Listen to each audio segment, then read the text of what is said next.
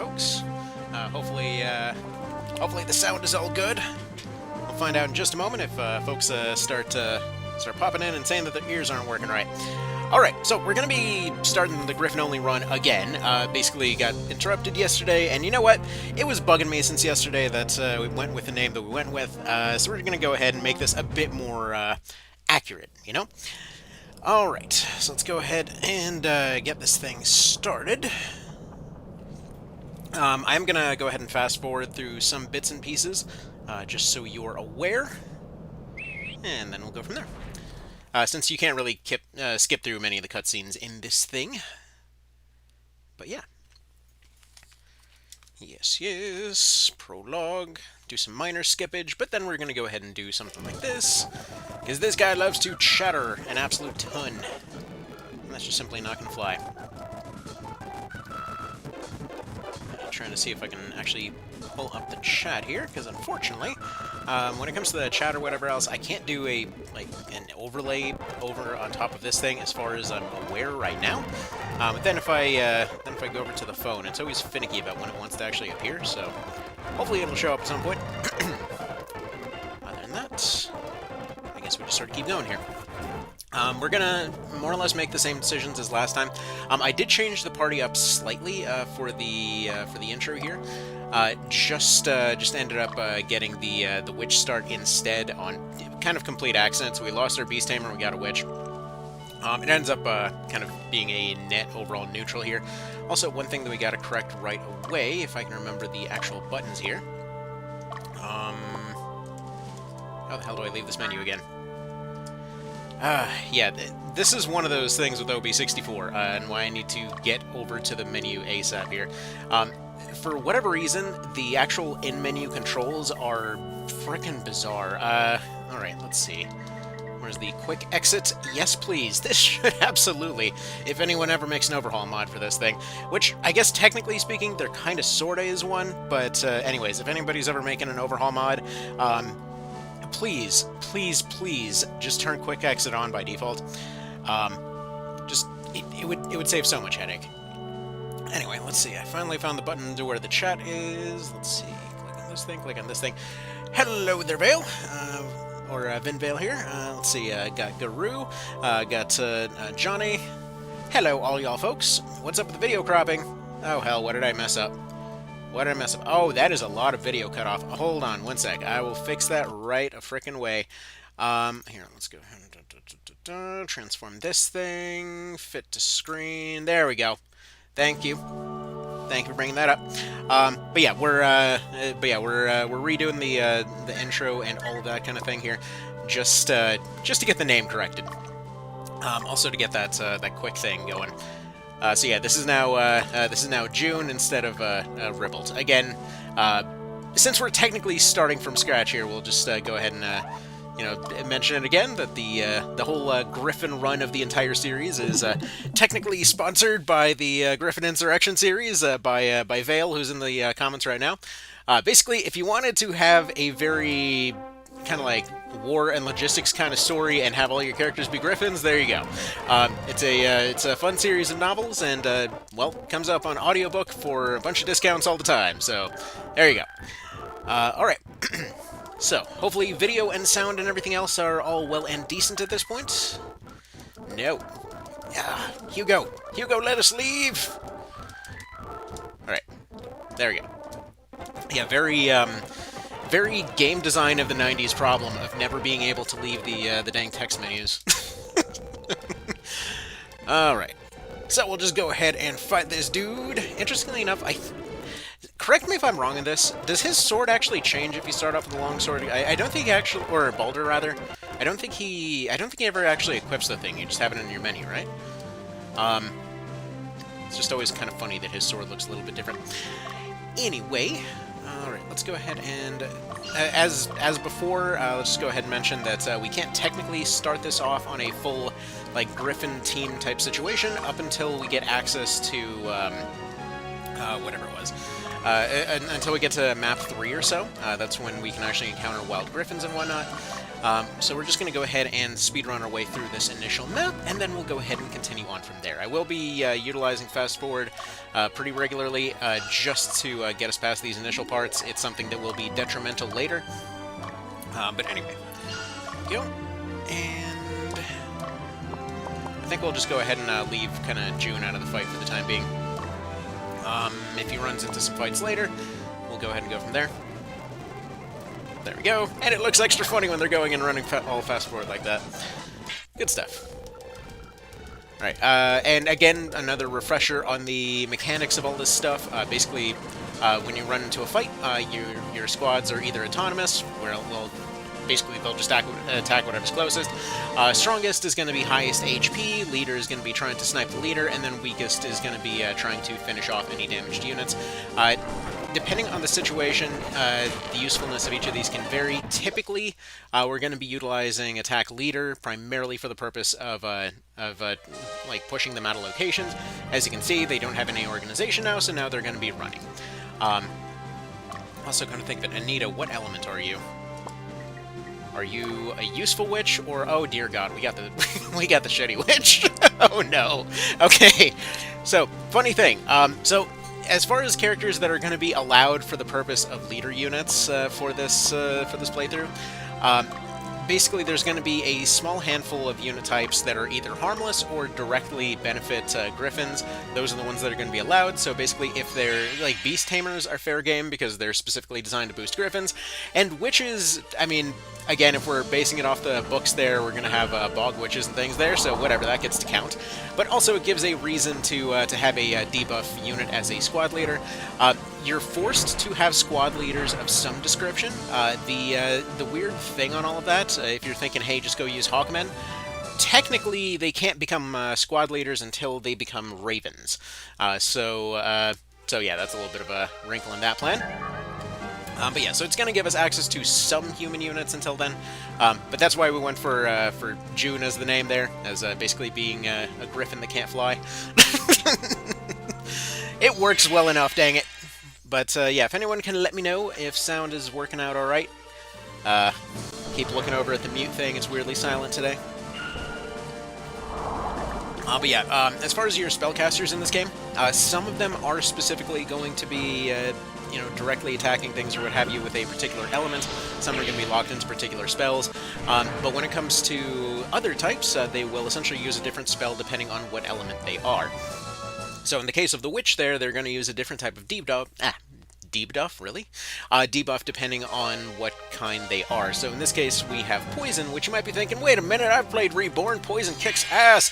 And it does not here. Poison basically reduces their level by 1, and as I understand it, it can't stack. Unlike something like the Fairy or the Gremlin Kiss debuff. So yeah, level up and level down is a regular buff in this one. Fairies will level a unit up by 1, and will be able to do so twice over the course of a fight. Gremlins will be able to level somebody down, and if somebody uses poison, it will effectively also be another form of level down, but just way less useful. So, yeah. Meanwhile, just to give you an idea over their competition, as to why I said that she was a pretty shitty one there, you've got ones that are able to put units to sleep, you've got units that are able to paralyze others. What the hell was the other one? What was water? No, let's see. Water's Slumber Mist, fire is Paralytic Wave. What the hell's the other one? Because earth is poison. So, what am I missing? Anybody know? I'm completely blanking on that last one. What's the wind one? Or is wind Paralytic Wave on this one? Because you can see, Slumber Mist, it'll completely disable a unit, and that's pretty handy. Alright. Moving on and moving on. Another interesting thing is that, well, we technically won't be able to lose anybody to zombification unless a squad leader dies. So we'll permanently be able to get back our Gryphons, so we don't have to worry about that specifically. But, we're potentially going to run into some other problems. We'll see, we'll see. Anyway, oh, here we go. Now we got, I think the chat wasn't updating on my end. See, fire and air are both stuck. Alright, gotcha. Let's see, Google Play, Chirp, Apple Books, Barnes Noble, and Chirp. Wait, you mentioned Chirp twice. Are running an audiobook deal in the series starting the next few weeks. Forgot the details, but just got the email. And also, just because I'm really good at this whole sponsorship thing, I completely forgot where the hell the link went. So feel free to post that. To be completely fair, I would constantly be bringing it up, even if it wasn't for that. Basically, been helping read over the series for a good few years now. It's fun. It's fun. You know what? Sometimes you just need a story about salted fish. You know, it just is how it is. It's a very feel-good series. But it's like, if you ever wanted to get, let's see, you got your Revolution story in there, you got your kind of wilderness survival stories in there, you kind of got some like sides where it goes off into weird technological stuff. You got your whole Lost Civilization stuff going on. You got a surprising amount of heads being bitten off. You kind of sort of got a zombie apocalypse type of vibe going on for parts of the story. There's a lot happening. But like, for example, one of them that we're going to name the party after, because that's what we've been doing this whole series. When we get to name the order, it's going to be the Order of Thunder Sponge. Just because there's a whole lot of bits about it that are basically like animal facts and whatnot. And at one point, let's see, there was some kind of evolution quirk of some type of birds that effectively caused them to take on traits of stuff that they were eating at some point. At any rate, there were also birds that happened to be living in the desert that would have really fluffy feathers in order to be able to survive better. And in this particular case, like, part of that whole side story was essentially a character that is just convinced that they can more or less become a thundercloud. It's something along those lines. Well, that is to say, like, kind of like a pterodactyl kind of thing, but also I like to think that they were trying to turn themselves into a thundercloud. Anyway, we're getting off topic. Go ahead and have Vale explain some of that stuff. I don't know. Okay, let's see. Also, let me see if I have to keep reopening this chat. Yeah, wow, I have to keep reopening this chat box. That is gonna get in. That's not gonna get annoying in any way whatsoever. Oh man, the chat box just straight up does not update. Why is that a thing? All right, let's go ahead and start taking this down here. And yes, indeed, we're back on this particular train. Basically, I got interrupted yesterday, which was a bit of a bummer, but we'll go ahead and fast forward it here real quick. Always throws me off whenever playing N64 stuff that we have to do this thing where B is on the left instead of the right. Let's go ahead and go over here. Have her go ahead and traverse up this mountain. Actually, this guy, I think I just had him follow her, so let's go ahead and switch him back to going into this town here. Alright, let's go ahead and carry on. Because I want her to at least hopefully get some experience off of taking out that wizard. Worst case scenarios, if it doesn't happen, if it doesn't happen. If it doesn't happen, it doesn't happen. There we go. Alright. Game's just going to go ahead and tease us here. I've heard somebody say that supposedly you might be able to get Gryphons on this first map, but I've never seen it. Basically, there's a lot of bits and pieces about this game that kind of fall firmly into the, you know what, I'd believe it just because there's already so much other stuff going on category. Alright. Let's see. Do we have him leave in order to attack? Probably not. I think we probably have the knight push forward here. They're probably going to take some losses. But all these beginning squads that you run into are basically meant to fail. Like, all of them are showing up with minimal units and whatnot. Yeah, scene right there. No need. We gotta leave. Probably shouldn't be eating random stuff that we found off the floor, but hey, whatever.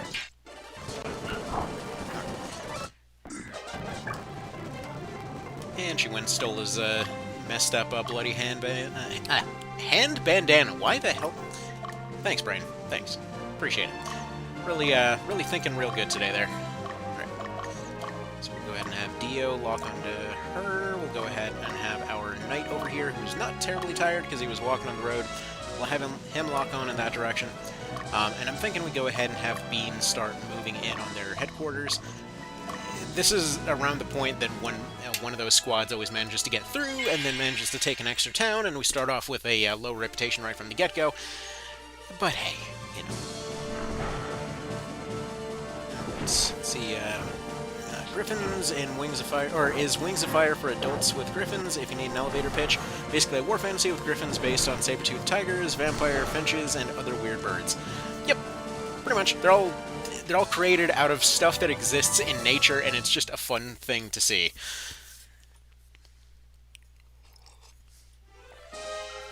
Also, you'd be kind of surprised how often the whole thing about lizards ends up coming up. Which is like being eaten by lizards and whatnot. Like it was actually kind of bizarre. Went on a bit of a hike a little while ago with with the wife and some of her friends, and there's just a random discussion about monitor lizards that came up. They're like, "Why the hell do you know these random things?" I'm like, admittedly, just books. Like, I don't think we have to worry about that in the forest. It's like I think it was something very oddly specific. Like I think my the kiddos were all with us that day, so I want to say that that she was wondering if the lizards were gonna come out of the water and eat people. All right. Let's see. Spkinxes are awesome. Let's see. Is it written correctly? I think it's without the H. Go ahead and have our witch camp over here. Dio's probably going to go ahead and take this guy out immediately. Yada yada yada. Alright, just go ahead and attack leader. I mean, it's a 50-50 shot anyway, to be fair. That one tends to be kind of a nothing burger of a fight. Alright. They lost their leader, that's fine. Their leader gets taken out, and we're done here. We get an axe, we get a few more disposable soldiers, and they want to find out what this dude is plotting. So, by the way, I apologize if I'm skipping through some of the earlier cutscenes. A lot of this stuff doesn't really change anything as of just yet. And if there is one negative to say about this game, it's that it's frickin' wordy at times. Alright, let's go ahead and write over you. Alright. Organize a little bit. Actually, no, we have to forget organizing. We have to get through to our third dealie here. So all we're going to do is we're going to go over to our commands, we're going to go ahead and replace dead soldiers, and we're going to go ahead and carry on. Actually, one thing I should probably do, if I can remember how the buttons work, we go over here. Where's my equipment? We're going to equip you with a better weapon, like this blessed sword. There we go. And now he's a healer. One of the cool little features of this game that elemental weapons will give you different properties depending on how you use them, which is, again, one of those reasons that I really liked the idea when it came back in Reborn. Of like, oh, no, it wasn't like the PSP version. I'm like, yeah, but OB64 did cool stuff with this. Why can't Tactics Ogre? Let's see, Spkinxes, or... Let's see, Spkinxes is the real spelling. Ogre Battle 64 adds an extra letter, but the dictionary spelling is Spkinxes. Gotcha, gotcha. I never even noticed that Spkinxes got spelled differently in OB64, to be honest. And I need to remember to start skipping the briefings. Hugo's all like, hey guys, check out these bridges! We got tons of them, and they kick ass. Okay. Now, June is going to go over here and watch the road. Specifically, he's going to go circle around in this direction. We're going to go ahead and deploy our witch, because I want her to get some experience, and she's still alive, right? I believe we lost our knight. Whatever, we'll get them back later. Right, Dio, you're just going to go ahead and power march your way into this city over here. It shouldn't be too much of a problem. Whistler, let's see, you're fine where... Actually, no, Whistler, you're just going to defend the town. We're going to go ahead and have Bean kind of take over primary offense for attacking over here. Yes, these beginning squads suck, but I don't really want to bother with too much of it until we actually start getting somewhere, you know? Like, until we actually start having Gryphons on the team, there's not really a whole lot of point in reshuffling these initial teams, because this is good enough as it is. By the way, if there's any earlier point to get Gryphons that anybody's aware of, please feel free to let me know. Because, you know, the sooner the better. So she goes for a heal, they go ahead and take her out. These random basic soldiers are just going to be around now. And before somebody suggests that I should go turn off the animations, no, I love watching the animations in fast forward, it's just more fun. And hello there, Joshua. Good morning.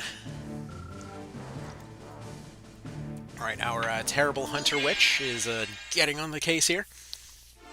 I like to think she doesn't even have any magical powers. She just sort of shows up with like a cup of something that stinks real bad. She's like, haha, I can make everybody's level go down slightly. It's a mild inconvenience, what are you gonna do? Not very much. Not very much. There's not really much of a reason to do very much.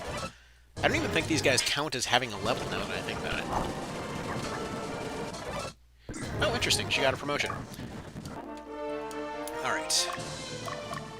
I wonder if every one of those individual basic soldiers counts as a victory for the purpose of Centurion. I don't know. I did want to make some use of the Centurion mechanic, or at least the Legion mechanic for this one, so we will be allowing those. So it's basically going to be pretty much witches and beast tamers that are allowed to be leaders until we get Ravenmen. Fastest way to get Ravenmen very well might just be a love and peace item. And or whatever that one map is with the 2 bridges, one of which gets burned down, potentially. Let's see, animations rock? Yes, they do. Without animations, you don't get to watch dragons and griffins block with their heads, which feels a lot like blocking, but... feel a lot like not blocking, but who am I to judge? It depends on how stubborn you are. Alright, sadly, the Ogre series has bad positioning approach to units. I understand a unit as having a whole poor positioning choice, but a unit should do different useful things in different positions. But they do, though. I mean, if you take a knight and you give them an elemental weapon, you throw them in the back row against something that has hard physical defense but crappy resistance, then there you go, you suddenly have a spellcaster that's very, very well armored. But yeah, I always like that kind of stuff. Like, granted, yeah, sure, there are definitely units that belong in one row or another, but still, you know, it works. I mean, the thing is, it's kind of part and parcel with what's going on there. You can't have it be perfectly balanced, otherwise, like, how exactly is that going to work? I mean, look at it like how a more modern take on the whole thing was Symphony of War over there, where their whole idea was basically, like, you just give different roles to units in certain situations. They still objectively have a worse position to be in. Like, for example, if you have a bunch of skirmishers that wind up in the front row, then they're just shitty cavalry, but if you have them in the back row, they disappear and attack the opponent's back row. And that's just a cool way of handling it, even though objectively they are way weaker in the front row. You know, it's still kind of a backup plan for them. And personally, I think it ends up working out pretty darn well on the balance front here, primarily just because it means that, you know, the other guy has weaknesses that you can exploit as well. Like, what's the point of attacking somebody from behind if they have some different, you know, just as equally good thing that they can do in the back row? There's no point in ambushing somebody then. Yeah, we have the stealth cleric over here, the staple of map 2. Friggin' everybody's first introduction to let you know to always leave somebody behind watching the HQ. All right.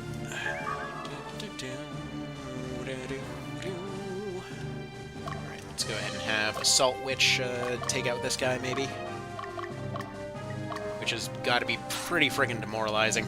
Gone through all that training to become a professional knight, a professional soldier. You've gone and gotten all your victories as a basic warrior unit. You've gotten your promotion and everything. You've gotten your armor. You've gotten your better equipment.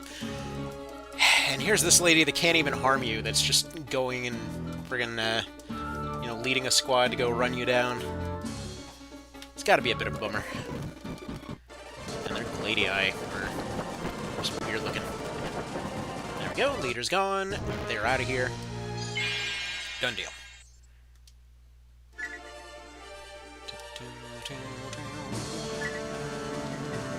Just go ahead and attack the leader. Because yeah, if you take out the leader... Actually, these guys potentially become even more dangerous if you attack the leader. Just because you potentially can have a case where they just start panic running towards your HQ over and over, eventually getting through just because they managed to get one crit or something. Like, they're almost entirely harmless. It's one basic soldier unit of the worst kind, combined with 2 clerics. Like, they're almost harmless, but they've found a way. They have always found ways to win. They're this game loves its noob traps, I'll give it that. Like, I've never seen a game so loaded with noob traps every other map. But I love it for it. Alright, let's see. If the positioning and hide-and-seek... oh, whoops. Thanks, phone! I appreciate it! Like, as soon as I start reading it, it's like, oh, it must be time for me to time out, and it just turns off. Let's see, if hide-and-seek were more prominent in OB64 battle map, this would make more sense to me. Sadly, it's used to show us that NPCs are dumb, positioning outside the back row. I mean, it does also give you, again, a reason to go and attack in different ways. I mean, you could also see it as, well, you know, they're trying something different. They're trying to keep their back protected in case they get attacked from the back. That's the whole reason behind that triangle shape you see them implementing every now and then, where they'll have a couple of units, like, let's say, there's one squad in particular. I could be misremembering exactly what it was, but I remember it being like 3 paladins or something. All of which have blessed swords, I think. Either way, they have the healing ability. So basically, whatever angle you approach them from, they're going to have, you know, some offense and some healing. That they're entirely just, you know, kind of just holding out more than anything. Sure, it's 3 units that would be way the hell stronger if they just all formed up in the front row, but it's a cool little stall tactic unit, you know. I mean, being fun to play against is also just something to consider. I mean, throughout the entire series, it's not even OB64, throughout the entire series, there's always been that thing of just giving you formations that are fun to kill. Let's see, get what you mean, see what it does. Let's see, you send in tier 3 units on story levels in the middle row, balance ambushes, but they could do more. Yeah, I mean, okay, there is one thing that I hope that we see out of Unicorn Ogre Lord over there, which would be the ability to order units to, instead of attacking during the round, like reposition or something. It's something that would have really, really tied together the overall ideas of all of these games. They were almost there, because they give you the option to reshuffle people in between fights, and that's what makes Valkyries and Muses and stuff so dang powerful in March of the Black Queen. But yeah, if you had the option to just, like, interrupt and be like, okay, sacrifice your next action to go move into this position, it might be a fun little way to tie it together, you know? It's just a little change, but yeah. See, in Brigandine, where you place your units is key. You actually build lines, like position doesn't matter much in Reborn. Oh, position matters a ton in Reborn. What are you talking about? Like, good positioning is how you end up denying a hell of a lot of attacks in that one. I mean, a lot of folks will end up getting stuck in this mindset of I need to turn everybody into a wizard and then quit in Chapter 4, but if you're hoping to get through all of it, like, it matters an absolute ton. Like, those cases where you go and, let's say, you send forward a Terranite with a Brand of the Sacrifice on them to go, like, weaken a... You know, like, let's say you're getting rushed down by an endgame Phoenix or something, and then you basically drop a weaken on there. You go and paradigm shift that guy into a into another free turn, hopefully dropping their Lament on them, and then going and bonking with their cudgel, aiming for a stun there. Essentially just mass disabling units, but essentially you have, like, you got your TKs, your Knights, or whatever else just holding off and like, debuffing stuff en masse. Same thing with your Cyclops or whatnot. Essentially, you know, going and breaking down defenses in other cases in order to let the archers kind of step in and what have you. But there's an absolute ton of situations where just simply one unit in the right location could potentially deny 7 or 8 other units on the other side. But it matters a ton in that one. Let's see. Everyone into wizards and never use wizards patch up. Well, I mean, casters in general. I mean, to be fair, wizards actually are surprisingly good next to everybody else. It just is a matter of what you actually have available on them. It's like a spell access thing. Usually, the way that those end up compared next to each other is like you'll have somebody that had their end game shaman or Warren or whatever else. And it's like, oh, here's this wizard I haven't used for several like dozen hours at this point that's still running tier 2s. Why can't they keep up? But then you give them their tier, their tier 4s, you give them the same equipment and what have you, and they're basically just a slightly weaker but way faster caster, which can be very useful in the right circumstances. I mean, personally, I would still rate basic wizards and whatnot above stuff like warlocks and what have you, just because Conserve RT is really strong. But, like, you gotta kind of figure out the pace with them, though. Anyway, let's see. See, it's my favorite game growing up. I was streaming it until life happens, and now it's on hiatus. Yeah, life does that a lot. I mean, technically, we started this run yesterday, and then immediately life happened like 30 minutes in. See, are you EXP hunting? Why is the same fight happening over and over? Right now we're just clearing out the map. I'm just letting whatever fights are out there resolve right now, and then we're just gonna clear out the map. Right now, what we're trying to do is get a hold of Gryphons. In this particular case, this cleric squad up here is just a bit of a pain in the neck. Here, we'll just go ahead and fast forward through it. They have a couple of like training squads, as I like to call them, just kind of over here, where they are just like basic soldiers and clerics that they have up here. They're basically harmless, but they send them around the side in order to teach you, hey, don't leave your HQ undefended at this point. But either way, it does lead to seeing the same fight over and over in some cases. Anyway, now that we've gone ahead and taken this whole thing, we're actually going to move this guy over here to go defend this bridge, because the bridges are pretty important on this map. And now that this section is all cleared out, we're not scouting anybody else out here. You're going to go ahead and take this stronghold up here. You're going to go ahead and... How's your fatigue looking? Fatigue's looking fine for now. And then we're going to have you go and probably take a nap somewhere. You're probably going to get tired long before you get there. Anyway, so what we want to avoid is a common noob trap in this situation where any of those squads that are wandering around the right side can potentially lose a fight, but then get rocketed past the bridge and then attempt to take that neutral city. That's why I'm trying to secure the bridges right now. Alright. Let's see, why is your Magnus in the rear and your archers in the middle? Are you alignment farming? Nope. Magnus is going to be a dedicated healer for the most part.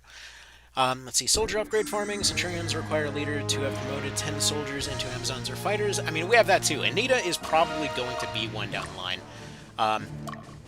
But for the purposes of this run, we're basically allowing anything that is thematically fitting for their particular things. Like Anita here already got 1 promotion under her belt by total accident. Yeah, she is the worst witch, and that's why she's going to go ahead and stick to this role here. I want her to stick around for the long run. Like, the crappier units, the better. As far as I'm concerned. Actually, wait a minute. Hold on. Hold on. You. What's in the city? What kind of stuff we got in this shop? Got Haganese, got them things, got them things. And we're going to want a couple of them. Get some heal packs. I have at least a few of those. Power fruits for sure, because we're going to be doing a lot of moving around. At least 1 on you. Quit gates, definitely. Spend all the rest of our money on quit gates. And then I'm hoping that maybe, just maybe, we'll be able to afford some of those spells once we get down there down the road. Anyway, what I was mentioning about units kind of squeezing out and wandering around, this wizard right here, the reason that I'm not having Anita go attack him right now is because if she does, he probably would just get shot into that town. So we want to make sure that he can't flee into another location like that. Alright, now you can go ahead and hunt him down. There we go. Just so you know, even if we do unlock Centurions, we can't actually make any use of them until we get to, like, what is it, like Chapter 3 or 4 or something? Basically, the Legion mechanic has to unlock when Magnus learns it from his dad. And or however other circumstances he may potentially learn it from. That was English. Let's pretend it was anyway. Pew, pew, pew. Alright, and they found a rosary! Yay! Good job robbing the religious, apparently. Alright. You just go ahead and hang out in that town. At this point, yeah, we're going to have Mr. Bean over here take over watching this town. Mr. Dio, would you like to kindly go massacre these soldiers? So we can go ahead and start moving on down.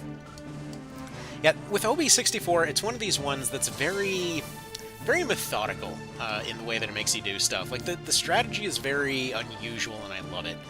Like, the way that it kind of makes you think of where everybody's moving their formations to at the same time without being a pause-and-go type situation. Well, it is a pause-and-go type situation, but without being like a Rome Total War kind of deal, you know? Which is funny, because I would still say Total War is probably the closest that we've gotten to a modern Ogre battle outside of Symphony of War so far. Anyway, alright. Let's see, don't use Enraged / Acrobatics, and some characters with high defense require magic to take down. Not entirely sure what I missed there. Let's see, pure casters are too frail for my liking. Honestly, about the same. Personally, I typically will use a lot of physical hitters, a lot of debuffers, a lot of ranged units, and then like 1 or 2 ranged supports in Reborn. Let's see, send out dragons, birds, so they draw much fire, and the rest of the line doesn't matter much once the fighting starts. Also useful. Gryphons are definitely the best bodyguards by a frickin' mile in Reborn.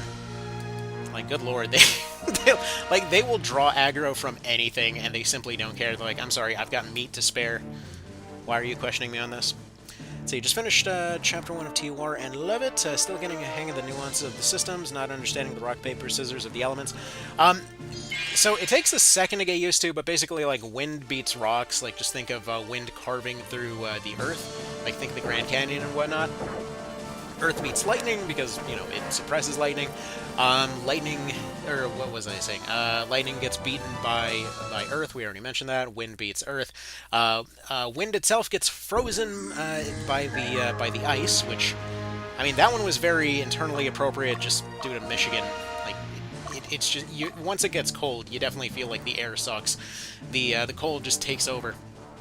And then the cold is obviously beaten by the fire, fire is beaten by water, water is beaten by lightning. Most of those are going to be pretty well Pokemonized at this point. Boy, don't know why my throat's being weird today. Or every day, for that matter. Yeah, no. No thanks, spam call. I'm good. Alright, let's move you down here. There should still be a couple stragglers over here. We're not going to worry about those too much. You go over in this direction for the time being. Or actually, I guess just camp, because he just feels like he really needs to go attack right now. I might just go ahead and have him take the stronghold, to be honest. Anyway. Let's see. In OB SNES, the 2x4 made this less terrible, but in a very sad to encounter a full Paladin unit in OB64, and they are in a plus formation, most in the middle, where they perform the worst. Yeah, the ones that are in the middle are definitely suffering, but again, wherever that triangle formation was, I liked that in concept. Like, it's just a fun idea to be like, hey, look, they're gonna get attacked from any direction, and they're gonna be the same. We have made a triangle. Alright. He doesn't want to kill him. Neat, alright. Something revolution. You're attacking leader. Okay, get it done. Get the job done, Dio. Alright, and then he's going to attack again, and hopefully get the job done this time. And then after that, we should be able to go get a hold of our Gryphons. Alright. And then this guy does not get executed until he does. And this is where the plot kicks off. Raid has always been like, what the hell do you mean you didn't do war crimes, dude? Alright. See, same here. I thought it was my favorite growing up. Before Reborn, I got 90% through an all-female army run that made me appreciate a lot of units I'd skipped. Yeah, that run sounded like a lot of fun. And that's another thing. Throughout this whole series, just so you know, the reason that I'm always telling people, like, don't focus on what is the best or the meta or whatever else, is because you are going to have so much fun using, like, the trashiest units and finding all the cool stuff that they have got going on, you know? Oh, shoot, I accidentally skipped a line. There's no reason to listen to their bitching line. Although that also applies to the meta-obsessivist, I suppose. See, where the reposition save, you can reposition people rather than use heals if you want to save them in between skirmishes. Yeah. Man, he's really, he's going all friggin' Golden Axe on that guy. Somebody needs to, you know what, if they're making more mods for Ogre Battle 64, somebody needs to put in the Golden Axe sound effects for that cutscene. It's like...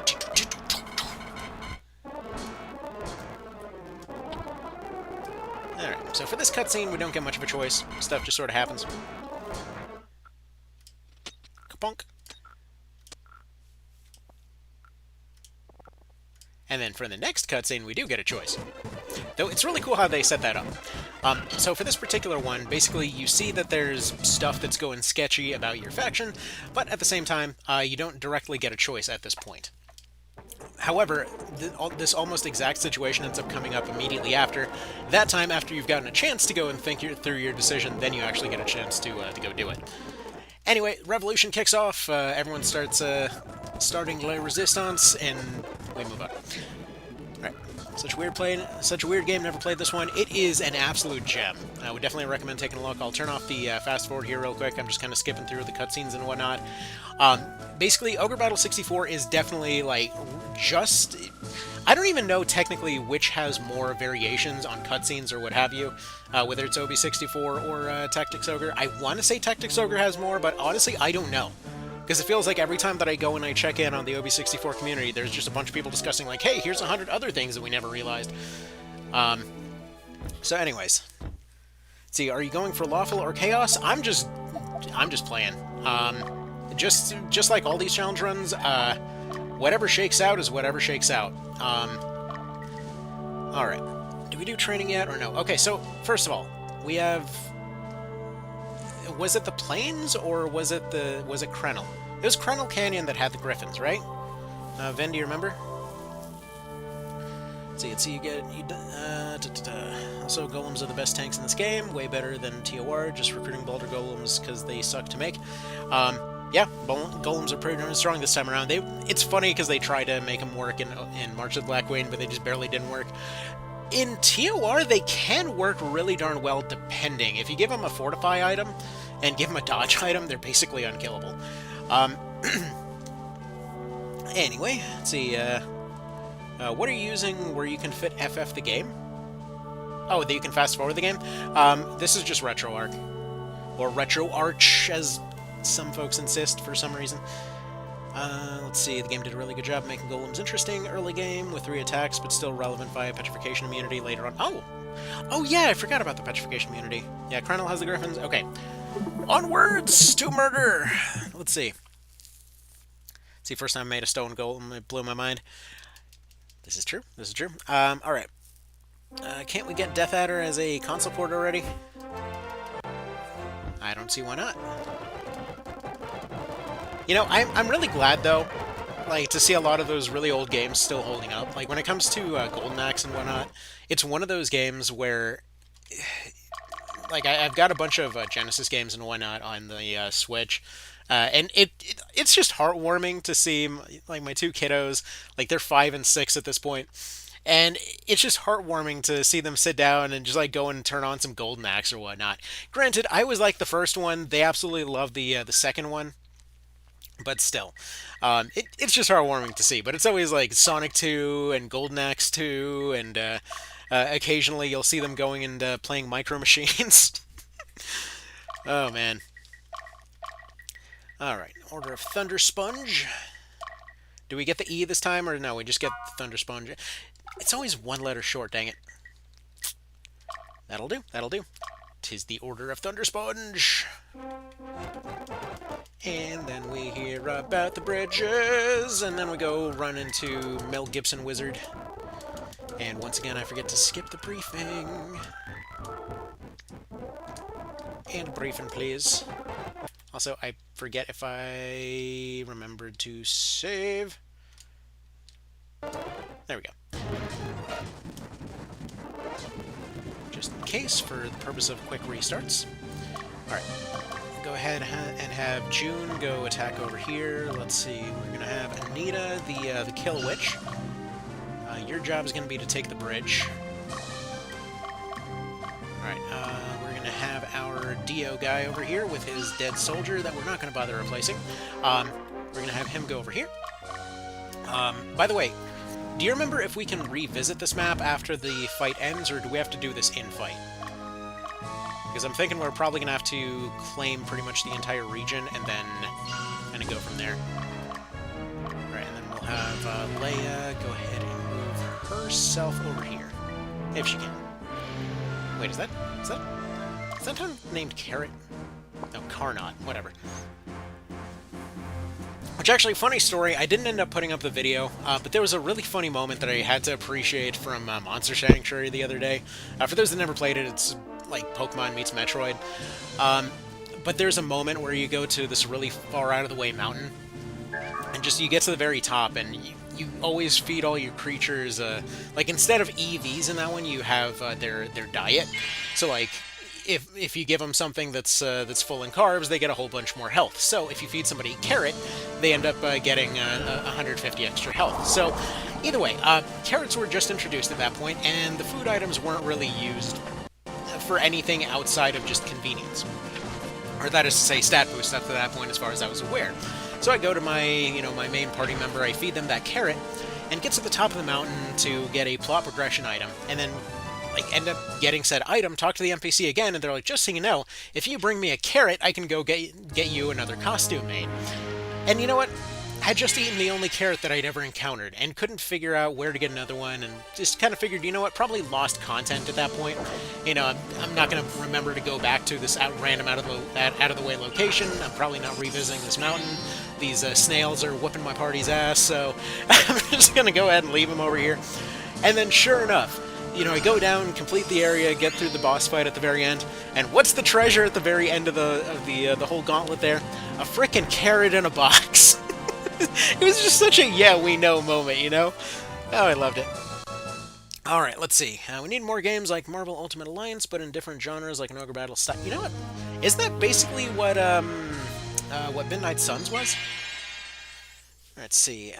Do you think Unicorn is seeing if this game and March of the Black Queen is worth remaking? That's what I'm thinking, because right now, we already know that FF Tactics Remake is basically happening. Tactics Ogre, for whatever reason, has always kind of been the one that sort of decides whether or not we get more of the rest of them, because, Knight of Lotus was the testing ground for Final Fantasy Tactics Advance, which then brought A2, which then brought the War of the Lions remake. And then, I'm thinking in this case they threw out Reborn because they figured we already have a game that barely needs to be remade. We just need to redo these mechanics a little bit to be a bit more understandable for, modern sensibilities and whatnot. Because could you imagine the PSP grind on a Switch? That's the thing. The PSP was a very, very micro device. You do not need grind stuff on the Switch. Anyway, so anyways, yeah, the way that I'm seeing it is that Reborn was the one that was seen as, this is the least amount that we actually have to put into this whole thing to make it even more amazing. And then they just, entirely just redid the combat mechanics, redid it kind of, streamlined a lot of stuff to be where it needs to be. Especially just redoing all of the loot placements and whatever else. It's weird to be yeah, here's this thing that was technically streamlined, but in a really good way, without pissing somebody off. But it really was streamlined in a really good way. Anyway, so I'm thinking that, yeah, Final Fantasy Tactics Remake is probably confirmed, and then seeing as we're suddenly, we saw Triangle, we saw Tactics Ogre Reborn, and then we're seeing a bunch of hints towards FFT Remake, and then I'm thinking all of this is definitely leading towards the March of the Black Queen Remake. Either that or Ogre Battle 64, or hell, I'd just take a modern remake of both as a package, even if they don't change much. These games are so hard to get a hold of, but they seemingly were always re-released at the same time for, Nintendo stuff. They both got 3DS, and they both got Wii versions, they got Wii U versions, and they did stuff to them, so maybe, just give it the standard HD treatment or something. I mean, they hold up.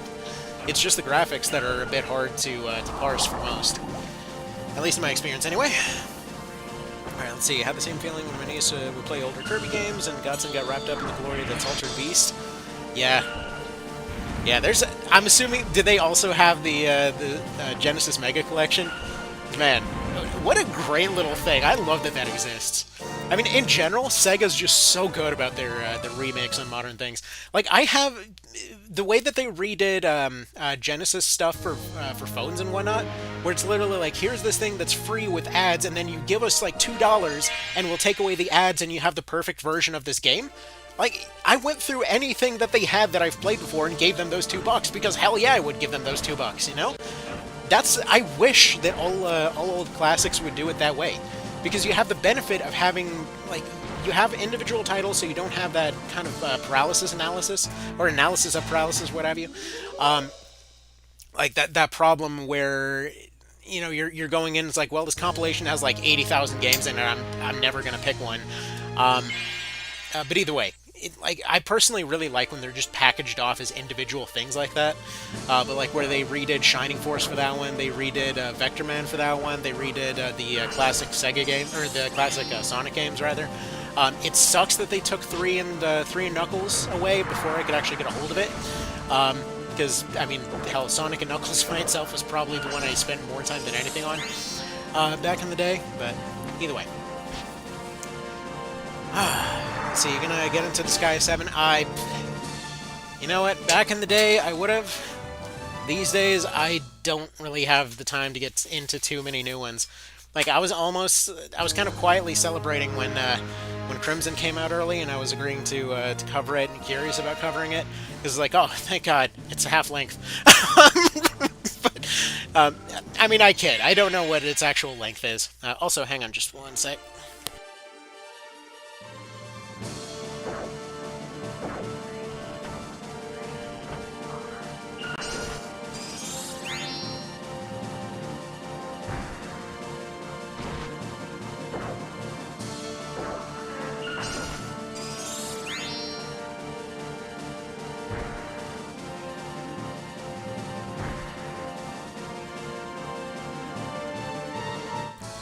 I mean, personally, one thing I would say is if, like, while as far as Disgaea goes, it's one of those series that I really love the ideas of, but, like, I typically haven't really gotten into newer entries, not necessarily out of lack of interest, but just they take a hot minute, you know? Like, they're just far enough out of the wheelhouse that I really liked playing through 2. I enjoyed playing through some of 1. I liked playing through ZHP. And I liked watching folks play some of the newer ones, but just haven't really got into them, you know? Alright. Anyway. Let's see, maybe Suiko 2 Remake. I heard that was confirmed, wasn't it? Or wasn't that already made? Let's see. OB64 is so much fun. I'd even be happy if they let Matsuno take an axe to the story and rewrite it as something he's happy with, as long as the gameplay and kept the same level of enjoyability. Yes, that and its story flexibility. Like, it's funny because people ask him about that all the time, and it's really funny to see the kind of like quiet, seething rage of like, I didn't make that one, I didn't make that one. Like, you just quietly see popping up through the, I guess it's technically not Twitter anymore screen. He's like, well, I didn't make it, I didn't make it, I didn't make it, stop asking for a remake of it, I didn't make it.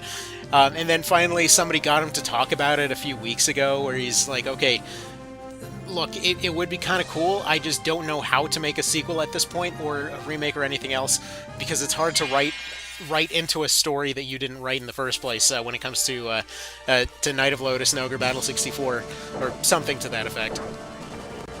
Which, yeah, fair enough. Now go ahead and rewrite it so that we can all get remakes of these dang things. Alright.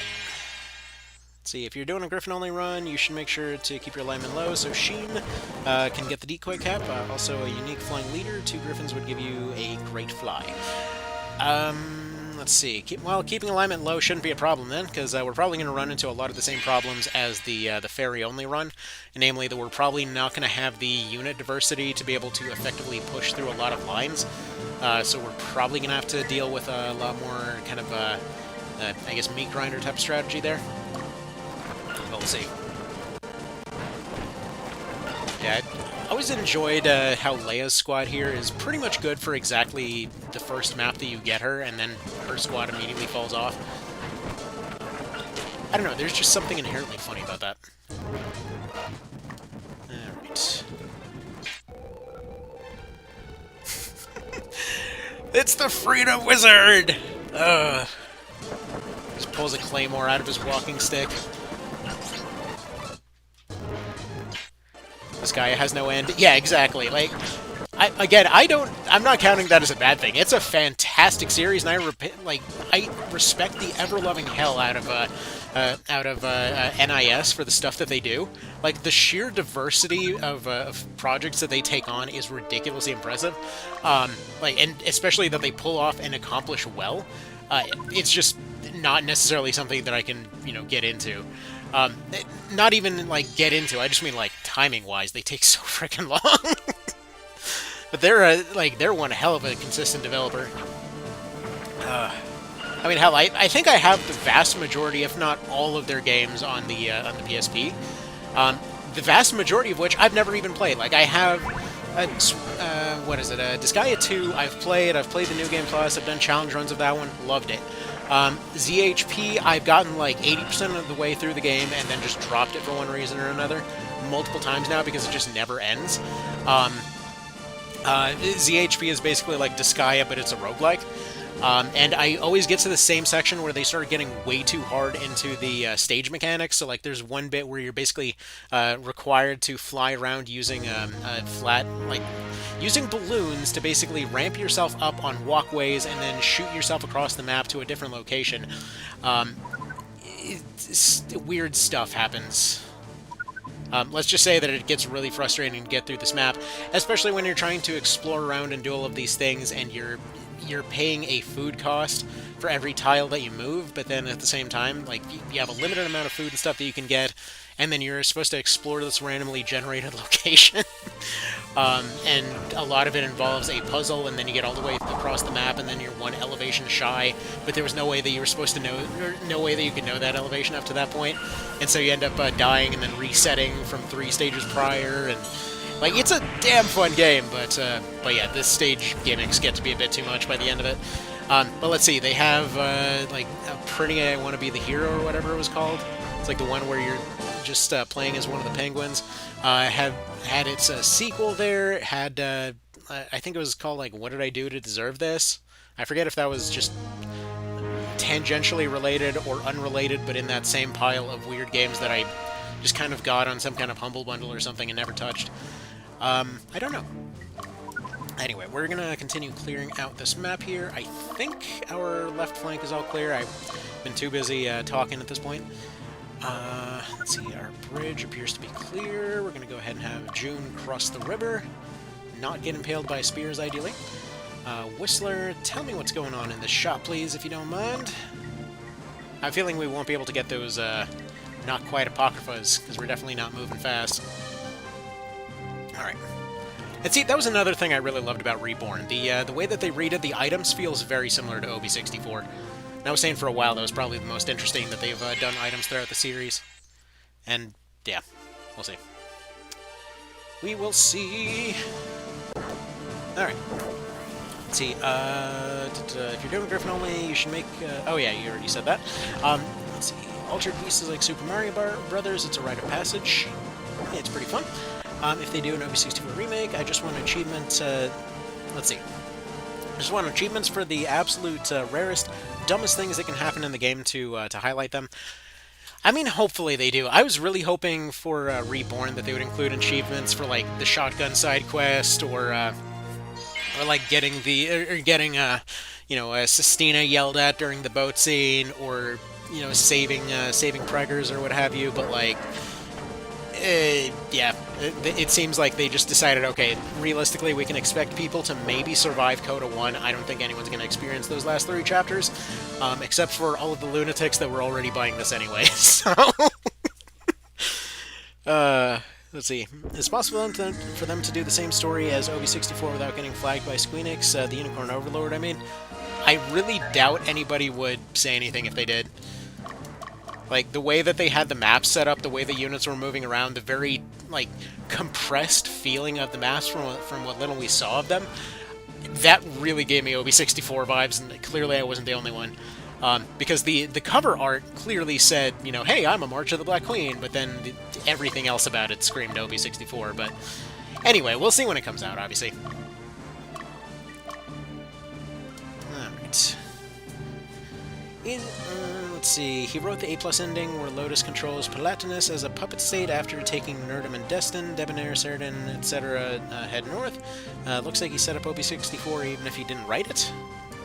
I mean, supposedly those Ogre 8 notes are where half of all of this stuff comes from, so he definitely had some play in it. Apparently it was writing around the endings they had a problem with. And specifically, he seems to have a disdain for Knight of Lotus, which is just objectively wrong, dang it. Ah, I got the good coffee today. Let's see what else. I also like how there's no right way in this guy. Make your party how you want. You can literally grind for days. Yep, or you can absolutely not grind whatsoever. I mean, on every level, it's just a damn impressive series over how many things they managed to pull off. I was mentioning this the other day, how it's really funny how how like just how much of a difference presentation can make, of how with TOR, as soon as they added field buffs, you know, we had a section of the community that just completely lost their shit. And then when it comes to Disgaea, they're just like, yeah, we got glowing disco tiles since day one. What are you gonna do about it?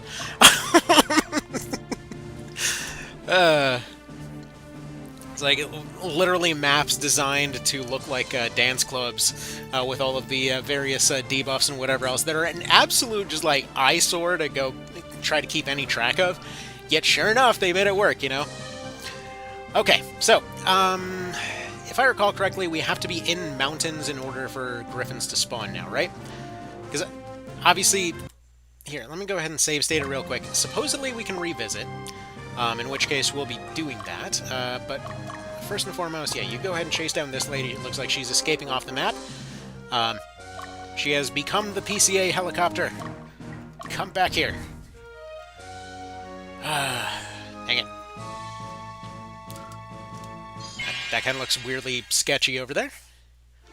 Also, I love how their icon is the Valkyrie, and they're the only one that is dead. Stab, stab, stab, poison, poison, poison, etc., etc. And then they will keep doing this over and over. This is why you want to get your Centurions early, because you can set up fights like this, where every single one of these wins is another few experience for them to win. At least I think that's how that works. I don't know. Alright, let's move this thing over here. That wizard is feeling confident all of a sudden. This witch needs to actually just take a nap, I guess. Alright, let's see what we got right here. So you should try to capture more than liberate, and you should get Sheen. I think the annoyance of random battles in JRPGs drove me to strategy RPGs. I can't go back now.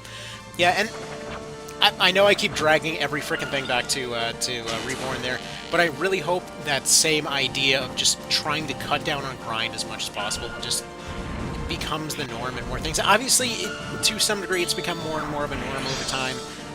But it always baffles me when you see folks going and criticizing, like, oh, I can't grind all my bars. Like, that stuff sucked. If it takes the strategy out of the RPG, then it's not a strategy RPG anymore. like, which genre do you want, dude? Anyway. But yeah, when it comes to grind opportunities and whatever else, I was like when you're just sort of forced to go ahead.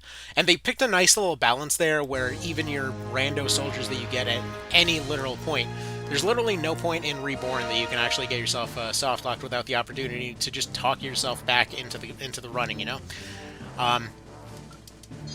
Anyway. I mean, hell, it even accidentally became a thing for Union Zero. Where the intent was to go through the whole thing with minimum levels, but all the same, found a way past the level cap to be able to progress just fine anyway. Let's see. If Lordly Caliber would live... hold on. If they remake Lordly Caliber, I would live... I'm assuming you meant like, not live. Like them to make unique sprites for class changes for basic style uniques, like Aznabel and Troy, as well as give Debonair a way to make his unchangeable work. Let's see, Highlands have Gryphons and Krenel and Zenobian Border. It's Baron and other levels. Okay. Okay, anyways, we're going to go ahead and save it there just in case we can't revisit. And then she's going to go take out their commander here. Basically, the reason that it's a worry is because there are certain points in the game where you can't actually revisit certain maps, and if we end up losing the opportunity to go recruit a Griffin, then we basically would be hosed for like the next 15 maps. So that's why I'm save stating it now, just in case we have to do it like right now, or we can go ahead and come back immediately after the fight. Because we are losing reputation for every one of those days. And yes, I did hear you about trying to go for bad reputation there to get Mr. Sheen. That's probably what we're going to end up doing. It seems very thematically appropriate too. All right, but first we gotta get killed by effeminate over here. I kid you not, I didn't think that was actually a name as much as a descriptor the first time I saw it. Anyway. Love how the witch is over here talking about how there need to be sacrifices and whatnot. Like, what are you sacrificing? Your ability to do anything? There we go, done deal.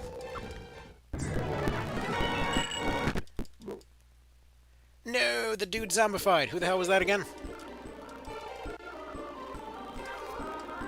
Alright. We can go ahead and revisit. Okay. So now we go to area investigation, which means that we just send people absolutely everywhere to go walk on mountains forever. This process takes a stupidly long time, just so you know. It's just kind of like... Do we know if they are specifically on mountains? Because I would assume they're on mountains. I don't know for sure. Like, they're traditionally always on mountains, and mountains are a complete pain in the ass to tell people to walk on top of. And also, this was way easier in March of the Black Queen, specifically the PS1 version, because you could give them, like, I think it was like 12 different pin locations on top of a mountain. Meanwhile, in this case, we are limited to 3. But yeah, if I'm doing something wrong with how I'm trying to find them here, do let me know, please. The way that this is supposed to work is that we send them out to a location, they walk on certain types of terrain, and then that gives them a chance to encounter a particular kind of unit. So in this case, that should give us neutral encounters for Gryphons. And then hopefully this doesn't take us the entire rest of the stream. Because it's a very real possibility. Yay, we found breasts. Alright. Alright, now we go ahead and move June over here, because that didn't work at all. Hopefully it's not something like you have to be on specific mountains, or you have to go visit during a particular time of day, or whatever here. You have to wait for the meteor to come down from the sky to go get the right metal, to go get the beaks to put on the Griffin. Yeah, we also have to wait for them to nap. For those that weren't around during the fairy-only stream, there was one point when we had to grind for money, and the only way to do it was basically just collecting random Hawkmen off the street. And everybody takes a nap. Oh, good lord, this is gonna take forever.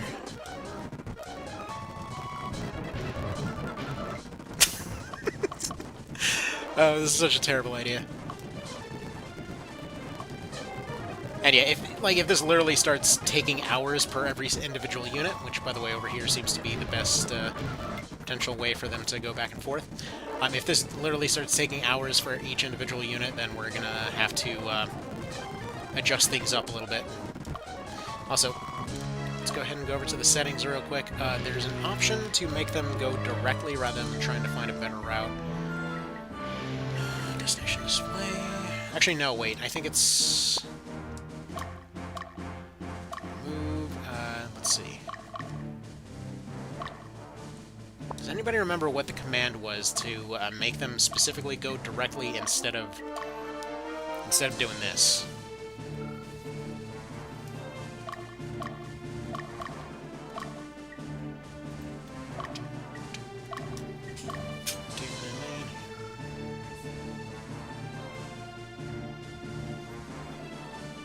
Let's see.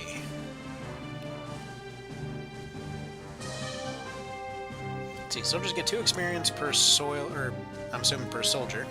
You have 3 units, that's a pool of 18 experience per win. Once your squad hits 100, they evolve into the gender of the leader, unless equipped with a cross. See, anyone play Days of Doom yet? I have not heard of it. See, remember this part of OB64? We're going to be here a while. Oh, yeah. Gryphs are Highlands. Also, hi there, Mr. Kisk. Gonna be under orders. Under orders for what? It's a unit command. So random encounters, favorite terrain, change between maps. From what I've heard, it was supposed to be like... It's supposed to be in mountains in this particular case. Hold on, let's see, under unit commands...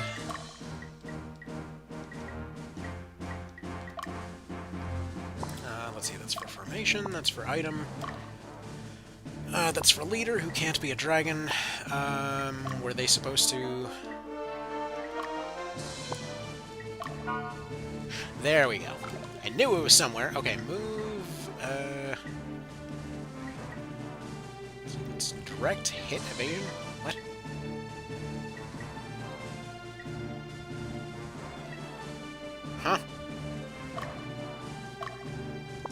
Sure, hit, I guess. What the hell does that mean? What is hit? What is Eva? Does he become in online games? No, he needs a nap. Okay. Also, if they're walking nearby the mountain, does that count as, like, technically being at the mountains? Anybody know? Because mostly we're just playing Nap Simulator 64 right now. Let's see, does random encounters favorite terrain change between maps? I've read conflicting info on that. I sure as hell hope not, because I've never found a neutral Griffin in this game, so we're playing this firmly by ear right now. To press start on and tell you what it does? I thought I did. Actually, I might have hit select. Let's see, it's the canyon, let's see. In the canyons, it is highlands. Other than that, they are barrens.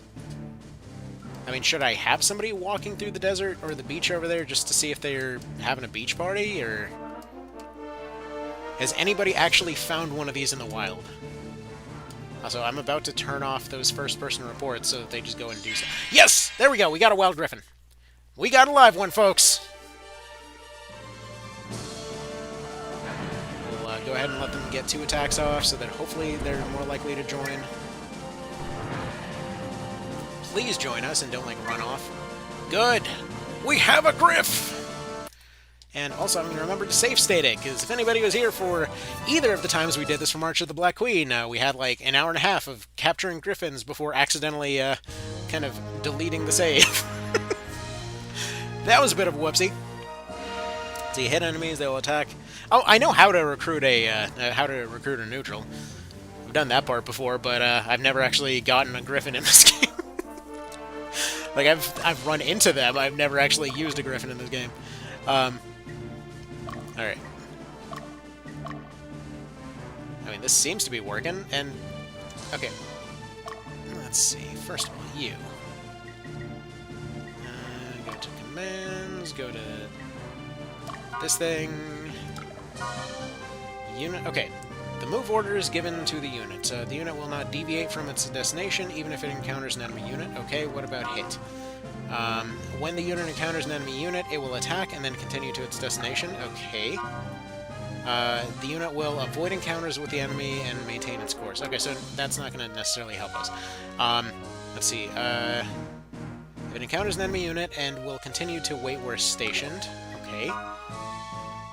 When a unit encounters an enemy, it will intercept an attack, or it will retreat. Okay, those are interesting functions, none of which are the ones that I want. So you need the decoy cap. I hate that you can only get it from Sheen. Okay, what is this? Let's see. Okay. What's also, hi there, Warren. Alright, what's the deal with this decoy cap? I don't remember. But everyone's been talking about this dang decoy cap as if it's the most broken thing in the universe. See, that top row is AI path avoidance from moving. Yeah, that's... I mean, that seems to be figured out at this point. Alright, so we're gonna need, like, 20 of these-ish. The cool thing is, we don't have to worry about them dying. If one of them gets killed, all we have to worry about is that they'll decide that they want to be dragged over to a shrine, and then we can bring them back. So, whatever we get a hold of, like, what's the actual unit cap in this one? I think you can deploy 8 squads, right? Because if we can deploy 8 squads, what do we need then? 40 of them? Wait, that can't be right. That is definitely not right. We need 32 of them then. Is that the correct math? That sounds like the correct math. Alright. Gonna need a lot of Gryphies. God lord, this is gonna take forever. Okay.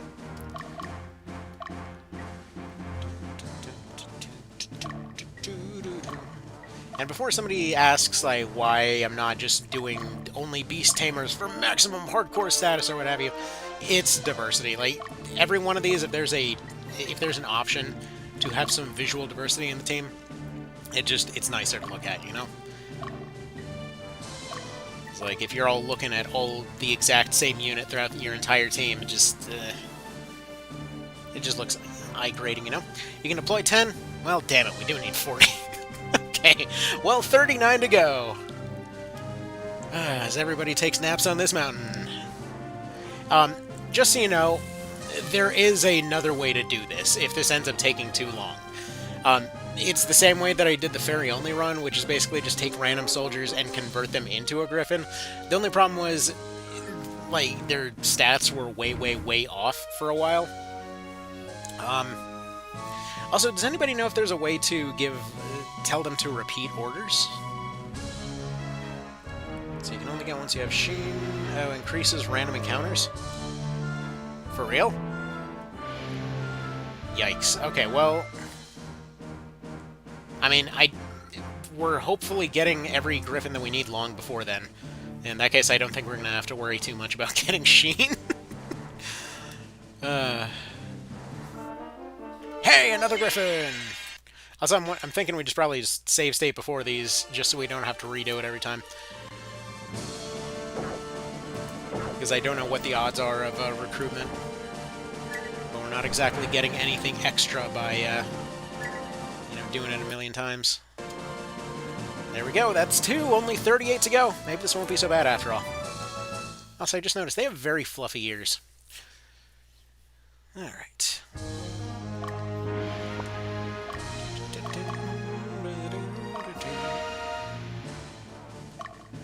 Go, there.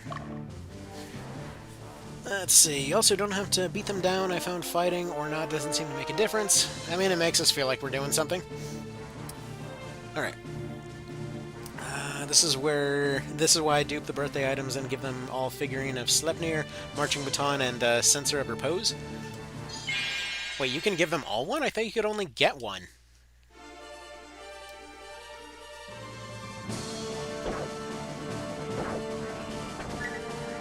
Alright, maybe before you shoot this poor birdie down, was not persuaded.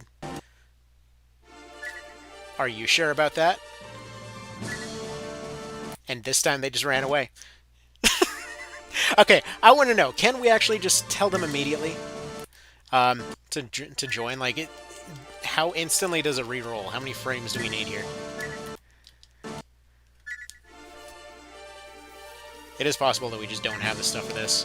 I mean, it does seem to be giving a different result every time, so... if I recall correctly... Yeah, there we go. So, if I recall correctly, when there was data mining done for the Hammer to Fall mod, the way that they figured out that it worked was that it was basically a relation of the unit to... like, the level of the unit in question versus the one that you were encountering. And then it was essentially, like, the difference between them was your standard kind of, I guess you could say, catch rate. And then combined with occasionally some, what is it? How much damage they've taken to a degree, as well as alignment, I think? I don't remember. Anyway, we're getting them pretty regularly now. So we're now up to 4.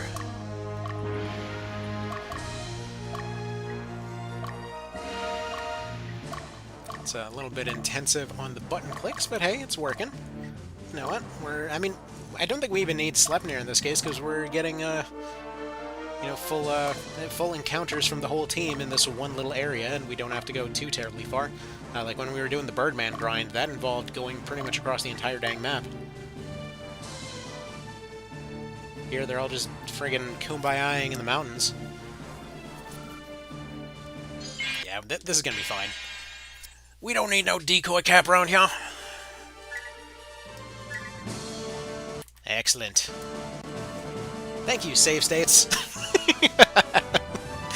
Oh, man. I think this is a fair use of save states. I normally don't use them for anything, but, like, in this case, there's absolutely nothing lost by using them. Because this is pure RNG and nothing else.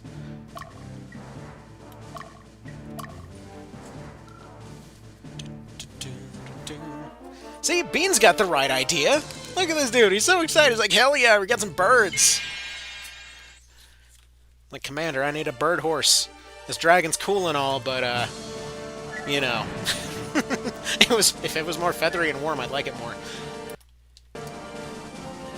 What are we up to now? 6? I mean, we're just 3D printing Gryphons at this point. This is great. We have found their stash.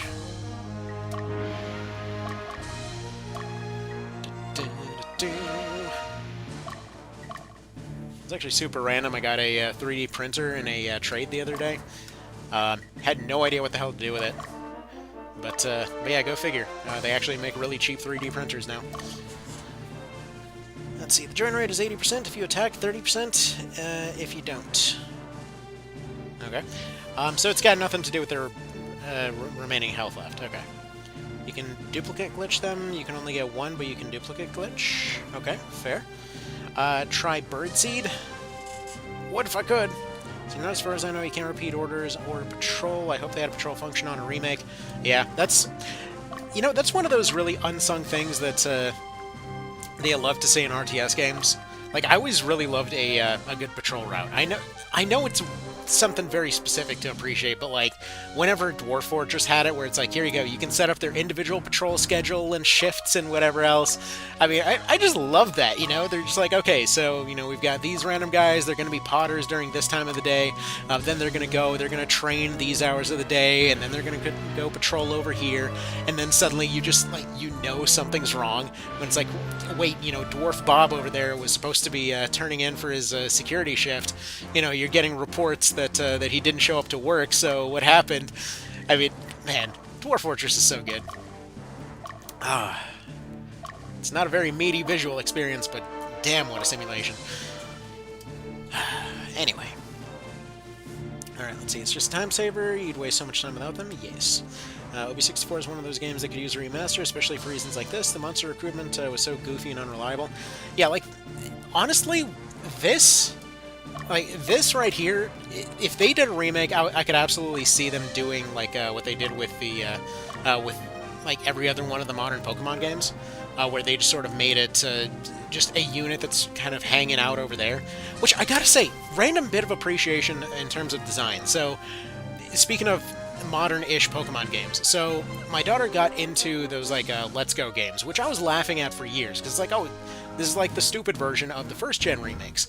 I didn't realize how much of a first-gen remake they were until going and helping her out with them, because she'd come up like, oh, you know, I'm trying to, you know, get a hold of this, this Snorlax here, and, like, I can't wake it up. I'm like, well, you need the flute. Like, well, I can't get the flute, because I can't figure out how to get past the ghost. Like, well, then you go over here, you go over to the corporate town. Well, I tried doing that, and then they threw the card to the elevator up on top of a ventilation shaft. Like, the hell do you mean they threw a card away in the ventilation shaft? So there were constantly these moments where they mixed stuff up in there to give, like, new little interactions and what have you. So, like, they changed all of the HMs to just something that your mascot does. So at one point they literally just have you shoving the Pikachu in through air vents and whatnot. But I was surprised how many things they changed in terms of, like, I was expecting to... Like, she was running into, like, rocket grunts or whatever. I'm like, oh, they're using poison. You can't use your rock snake, because she really likes her Onyx. And she's trying to use it, and she's using dig, and it's hitting a Weezing. I'm like, why is it hitting a Weezing? And then I noticed that, yeah, sure enough, they actually, like, devolved those ones so that it actually is literally like original 3rd gen, where abilities aren't a thing, you know, moves that later would not hit stuff will properly hit stuff. They really... clearly the design intent there was to bring back the old, like, Game Boy game vibes, and just ignoring the evolutions that they made since then, and just evolving in a different direction. Just kind of creating this weird little mechanics bubble that's honestly fascinating to look through. Like, it was just heartwarming to see, you know, the smile on my kiddo's face. It's just like, hey, look, I can ride my rock snake around. Just like surfing on an Onyx through town. Like, this is exactly how I saw catching one back in the day, you know? It's like, it doesn't matter that it objectively sucks at fighting. You give it the cheat items and make it good at fighting. Oh, man. I've really come to appreciate the design of those ones. It's really something. As much as they're objectively, like, no good competitively, they're really fascinating from a design perspective, just, like, trying to nail that Game Boy feel, you know? Let's see, people are dying and the heroes are running in circles trying to find Gryphons. I mean, to be fair, they could be joining us. We could use the help. But no, they're busy dying, just busy being selfish. People people are just going to be people like that. Is this Ogre Battle 64 for N64? No, it's for the Commodore 64, clearly. And yes, of course it is, Nick. Welcome to the Ogre Battles and stuff. But yeah, we're trying to capture some Gryphons so that we can get this Griffin run started proper. We've got a couple of squads of Gryphons ready to go, but we need more. And in fact, come to think of it, let's go to Organize. We actually should be able to form up a couple of... Oh, that's beautiful! Look at that! Look at that. They're all ready to go. We've literally only gotten 6. Okay. We need more. I thought we had more. Apparently we don't. Anyway, we're gonna start splitting people off into different squads. I might be doing one of those things where we just give everybody 2 for a little bit. Actually, they can only use 2, right? We can't use 40 of them. So maximum, we only need 20. So we only have 14 to go. Fantastic. Beautiful. I love it. All right. Modern Pokemon is bad, though? I mean, it depends. Like, as far as... It depends on what it is. They've been adding a lot of mechanics. Then, like, the newest ones on a technical level are buggy abominations for sure. But hey, they were at least trying stuff. I have heard a lot of interesting things that they at least attempted. You know, the Diamond and Pearl remakes were pretty hot trash. But still, though, there were a lot of interesting innovations that came from recent games, even if they've probably been pushing the envelope a bit too far lately. Like, honestly, I was going through like Ultra Sun and Moon with the wife a little while ago, and those ones were just dang good fun. Again, just a lot of fun little innovations that don't necessarily mean that they're going to be better competitively, but they definitely gave more interesting stuff to chew on. Like, there was absolutely no reason to have that surfing minigame in there, but I appreciated the hell out of it anyway. I went and just, like, got the, ultimately ended up grinding up top score in that thing just because I found it fun. I mean, again, they're not all going to be winners, but hey, they're still trying new stuff, and I appreciate that. Let's see, I haven't played this in 20 plus years. Well, go ahead and vicariously play it right now, then. Alright. Yay! Join the battalion! And yes, we are abusing save states for the purpose of recruiting these Gryphons, because this takes a day and a half, and yeah. We're trying to get on with the run here. Hey, there we go, another one. Like, I love how very come and go this is. By the way, out of curiosity, to the person that knew the recruit odds for this, were you one of those that was part of the data mines and all of that for this one? Because if so, I would like to know whether it's known how exactly the RNG works in this case, like for when they appear. Also, we're going to go ahead and save it right here. See, nobody's dying yet. Nothing happens without the main character being present. It's the rule. Also, to be fair, we're going to have basically no deaths unless a squad leader dies. Also, I never noticed until now because it's on a big screen, but like, man, like the witch's ankles or calves rather are just like exploding out of her boots there. It's like one of those can't unsee moments. That looks uncomfortable. Anyway. So we're up to about 10 or so, which means that we're about halfway there, because we physically can't deploy anymore, and we can only have 2 per squad. So there's that. Let's see, are you hyped for Unicorn Ogre Lord, since it's almost exactly like Ogre Battle? I am very excited for it. I have no idea what it's actually going to be like, but we'll definitely see when it comes. I'm going to have to kidnap the Switch from my kiddo. I'm going to have to go return that thing for a little bit. I have a feeling. Although, that being said, it was announced for PS4, so it might be available on other things. And in fact, weird little take on this. If it ends up being, they mentioned PS4, PS5 for it. If it does come out on Steam, if it's possible to cover it, I will be covering it on Steam. But if it ends up coming out on PS4, would definitely not be above covering it using a PS Vita. Like, I was hoping for an excuse to cover it on a PS, or to cover any part of this on a PS Vita for a while. Before I got the Steam Deck, I was very, very close to getting the PS4 version and playing Reborn through on the Vita there. It would have been a colossal pain in the ass by comparison, but, like, you know, also playing it on the Vita, so it's kind of okay at that point. Not to mention, I wonder how possible it would be to actually use a phone to maybe hotspot the thing to get it to play from a million miles away or something. I don't know. It probably wouldn't work at all. Anyway, let us continue on. Alright, let's see if I get it on PS4 or 5, it'll lag on Switch. I mean, everything lags on Switch. Honestly, it's kind of a wonder that they haven't done a Switch 2 by this point. Like, it just seems like they would have done the whole GBA to the Switch's GBC by this point. I mean, my phone blows the Switch out of the water, which is kind of hilarious. I mean, it's funny. Like, I was directly comparing the Android version to the Switch version during that recent game recommendations thing, and yeah, like it's surprising how much better the Android and iOS versions are than the Switch version. I mean, that being said, it is impressive how optimized the Switch version is to run at all. But that being said, again, Android or iOS versions just run so much better. Let's see, Switch 2 is leaked. Devs have the thing. I'm waiting to see what it looks like. I'm hoping. To me, I personally don't give a flying crap about the Switch 2 unless it's actually a portable console. If it's actually like something, PS Vita sized or something that you could fit in a coat pocket or something, something that I could have in my work vest, that is the only way I could possibly give a crap about a Switch 2. Because for the most part, I don't care about the library too much. I mean, I basically only kept a hold of the Switch when I got it because of Tactics Ogre Reborn, and even then again, I suppose I always said the same thing about the Steam Deck, but the Steam Deck was also just a way cheaper way to get a laptop replaced, so, life is weird sometimes. It is very weird sometimes.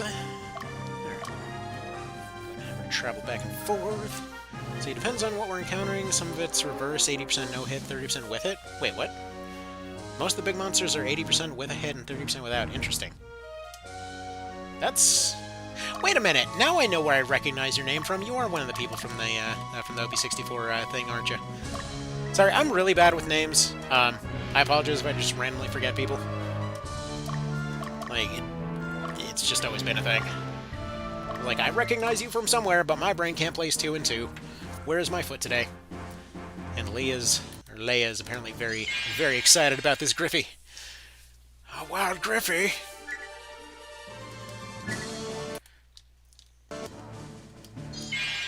Yeah, I want to say it feels like you were definitely spot on with the odds of 80% with hit. All right, don't shank it too hard. Calm down, ladies. And they ran away. Good job. Also, interestingly, crit odds appear to not be baked in. Actually, I really appreciate that about 64, now that we're actually seeing it in person here. But the fact that the RNG isn't, like, pre-baked before the fight even begins, definitely really handy in this situation. That's something that was really, really annoying with Tactics Ogre SNES, where if you tried to use save states to avoid a random battle, yeah, too bad. You have to completely save, shut down, and reload the game to reload the RNG, because it is extremely baked in. Alright. Blasphemy Vanillaware art is great. Yeah. I mean, from what I've seen, it seems like a really, really good art. The main complaint seemed to be in terms of being worried that it's a little kinky, But again, it just depends. It's fine. Like, hey, if the game's good, the game's good. Like, that's the way I see it. Like, normally, I absolutely will not play anything that's, like, all anime-like or whatever else. In general, most of that kind of stuff just kind of weirds me out, always has. But there are exceptions. Like, I was playing Gen Dark the other day, and it is charming as hell, because it does something different.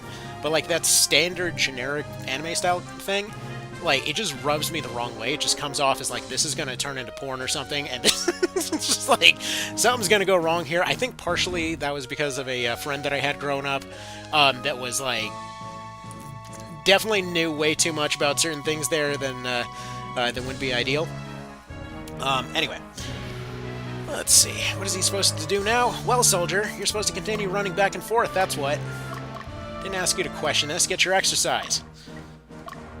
Friggin' wizards over here trying to skip their laps. We're here to grind, we're here to learn, we're here to become stronger. And then we're here to ditch about 80% of you so that we can go hang out with birds. Alright. But anyways, no, as far as visuals and whatever else, again, a lot of times it just depends entirely on the setting. Like the visuals of even something like OB64 here will confuse the hell out of people looking at it on a screenshot, but as soon as you see it in action, it's a completely different story. Alright, what else is going on here? See, I'm not from the data mining project, but I've been following your channel for a long time. This is true. Name used to be Kisk79. That's what it was, because I kept thinking your name was Kirk. Now I know where... That's what it is. Because I did keep accidentally calling you Kirk in multiple situations at this point, if I recall. Yeah, sorry about that. It gets very confusing very fast. See, if it wasn't persuaded, you get another chance. I know we also get another chance if we just reload it. And let's see, Anime Like Man plays Ogre Tactics. See, and I think part of it is also, like, as far as the whole, like, anime thing, it also just depends. Like, for example, a while ago I had a friend of mine that was suggesting to go watch, what the hell was it called? Paranoia something? Paranoia Agent, that's what it was. It basically was this, like, whodunit kind of shtick where some like, not quite a serial killer, but also kind of a serial killer, just constantly showed up and killed people having the worst day of their life. And it was a very interesting story until it turned extremely anime in, like, the final 2 episodes, where they're like, oh, what's the big and unambiguous, you know, like, what is this gigantic mystery? Demons! Why is there always demons? Can't it be anything other than frickin' demons? Come on. You couldn't come up with something other than frickin' demons. Like, that, I think that's what bugs me about where a lot of anime stories tend to go. And yes, I realize that every one of these games also ends with a frickin' demon, but, like, at least they have the decency to be like, okay, we actually wrapped up our plot in, like, the castle beforehand. Would you like to go kill something just for tradition at this point? But it's one of those tropes that constantly shows up, you know, in games and whatever else, but it's frickin' always demons. Like, it's so annoying. Like, anybody else really bothered by that as a concept? Let's see, really picky about art. It means I end up not playing otherwise good games. I mean, I understand that. It took me a really long time to go play, or rather, to complete Saints Row 3, because there were little nitpicks about how they handled a lot of the visuals of it that just constantly kept bugging me. Like, specifically, like, if you gave somebody a trench coat, the fact that where it started moving was really obvious, and if it was like an inch up or down, it would be a lot less obvious. But anyway, I mean, honestly, Saints Row 3, it's a pretty fun game. It was one of those ones that I ended up refunding pretty much the same day that I ended up getting it. And then going and getting Armored Core 5, and then getting really upset at that one. Ultimately, it just turned out that I was just having a really shitty week. Like, both of them ended up games that I ended up liking in the long run, but everyone's got those weeks sometimes, you know. Alright, let's see. Loved March of the Black Queen, but also can't play it anymore. Got spoiled, and the controls are so janky. Gotta play the PS1 version. I'm still convinced that the PS1 version just plays better in every category. Like, I still break it out on different devices every now and then just to go for a quick playthrough, just kind of for the hell of it. Just because it's something different every time, you know. The controls are janky, sure, but most of the time you're just watching, you know, stuff stab other stuff, so...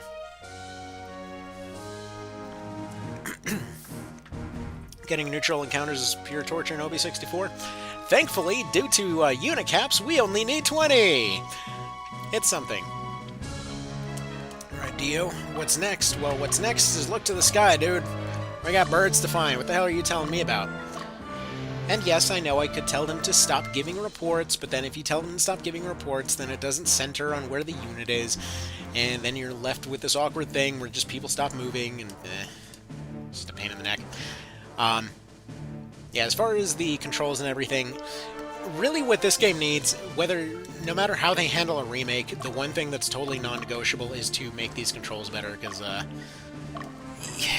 Dude, I played this game through several times, and it's a baffling experience from start to finish on the inputs every single time.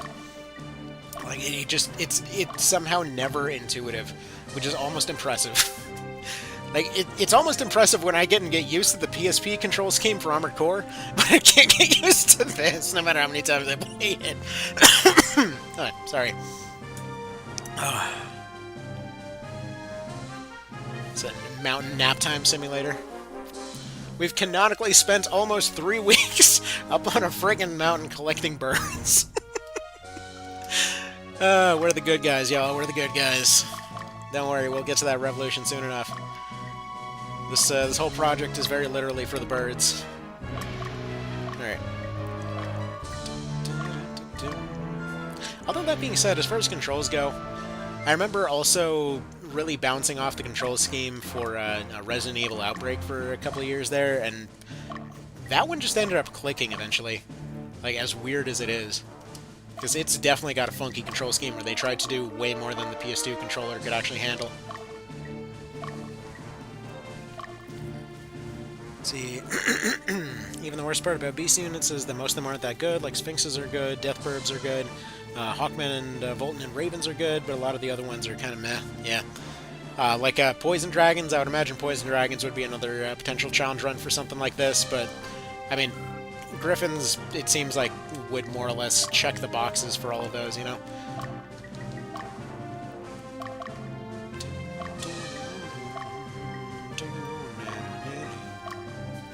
I always like music. There's something very cozy about the music.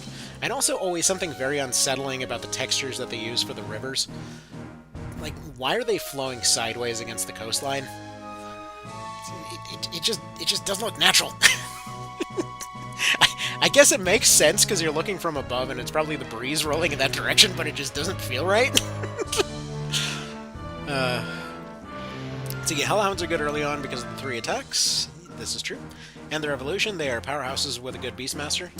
Very true, plus they look like a kill pug, which is just fascinating.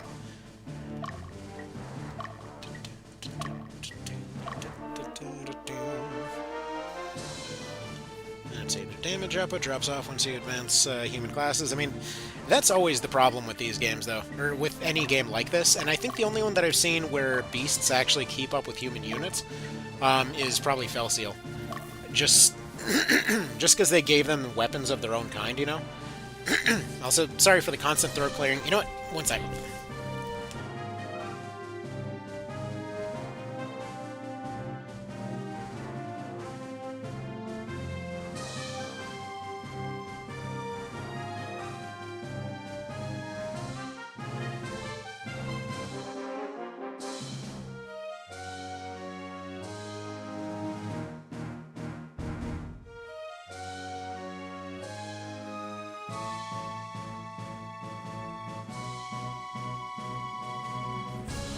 Alrighty, and I'm back, and of course, Throat is still doing funny things. Hopefully all of that will be done and over with soon.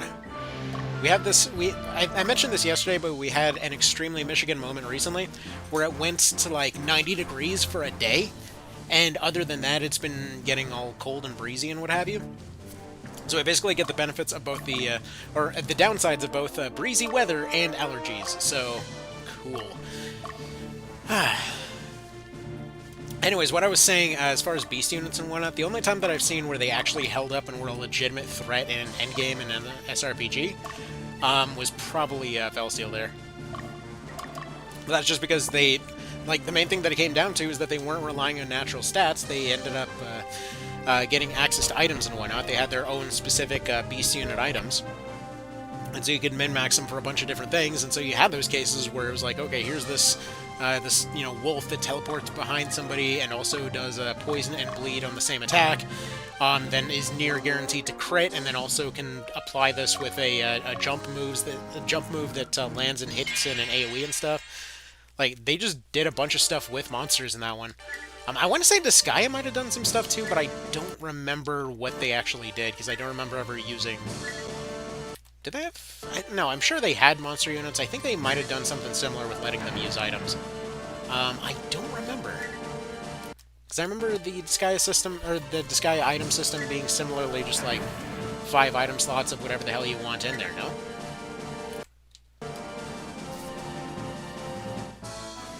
Let's see, are you using an emulator? Yes, I am. I didn't have an N64 back in the day.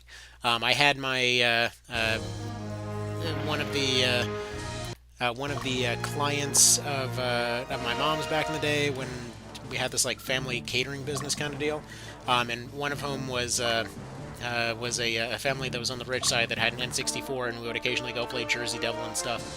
1, 2, 3, 4, 5, 6, 7, 8, 9, 10, 11. We're up. Finally, we're up to 11. Only 9 to go. Only 9 to go, and then we never need to do this again. And unfortunately, we're starting to run low-ish on time. But we're going to try to make this work, try to get through at least one more map.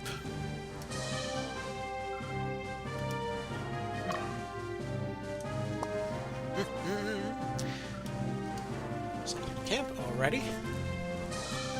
You're also taking a nap. I'm shocked. You think we would have gone broke just trying to feed all these people? Like, just somebody showing up, returning from the war, like, hey, guys, you would not believe what happened while we were out there. We went in, so a revolution started, and then they just kind of had us take a retreat for several weeks into a mountain. And we just hiked back and forth angrily. We were just menacingly trying to impress everybody with our bird collection. Yeah, and it actually worked, believe it or not. Nobody attacked anywhere. The entire world just stood still while we did this. I mean, honestly, just absolutely brilliant tactical maneuvers if you think about it. Right here, the one at camp. It's Dio that's not moving right. Sure is. See, I feel like if they do an Ogre Battle 64 remake, it would need something kind of like every RTS ever has, where it's just like here's a selection for your units that aren't currently doing something. Then at the same time, I kind of feel like they would need to once again just lean into the RTS side a little bit. Of just like maybe having them do fortifications or whatnot, like you have them going and repairing fortifications, or you know, like let's say you're moving over here and you have this choke point, and so you set up some barricades along the outside here, and you can have two squads manning it with ranged units, and another one reinforcing the center, and you know maybe some of them rebuilding the gates or whatnot, which looks a lot like what they're doing for Unicorn Ogre Lord. So that's got me really excited. I really, really hope that's what that looks like. I didn't want to speculate too hard, but, like, that's exactly what that looks like. So, either way, I was excited to see that. Alright, another mechanic for a possible remake could be for slow units carrying dead units and ground flyers carrying a dead. It would be good to be able to use, like, evac Gryphons, this is true.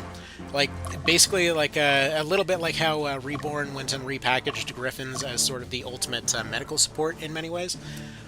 Where they'll basically be able to go and bodyguard anyone, they'll be able to go recover anyone, they'll be able to instantly revive anyone. Like, they're legit probably the best support unit in the game, despite not even being classed as a support. It's just the fact that they can move really hard, got a whole lot of health, and can use items this time. And it's like, that's all they needed to become absolutely amazing. See, they haven't skipped leg day? Oh no, they're pounding this mountain into dirt. It's the only fun monster unit in disguise, the Prinny. Oh, I was hoping there was more to it than that. Actually, I forgot to check. There was a guy that was doing a challenge run trying to get through the entire series using only Prinnies. And I remember at some point years ago they got soft-locked. I wonder if they ever got out of that. Because, yeah, some of the only attacks that they had pretty much dropped off immediately, and some of the other stuff that they had involved self-destructing, so... Good units is that things don't have a maintenance cost like in March of the Black Queen. Very true, we would be beyond broke at this point. But then, at that point, you can get around the maintenance cost for stuff like this, because you can just send out one guy, you know? Like, for all intents and purposes, actually, come to think of it, considering how long we've been here, considering how many units we need, and considering how many we've gotten, I want to say this is actually going faster than the March of the Black Queen grind. Like, despite the fact that they were moving farther and everything else. Because I want to say it took us about a couple hours to get a hold of all those Gryphons in that one. In this particular case, we're almost done, and it's just under 30 minutes. So, I mean, that's surprising. This one always feels so much slower, but it's really not.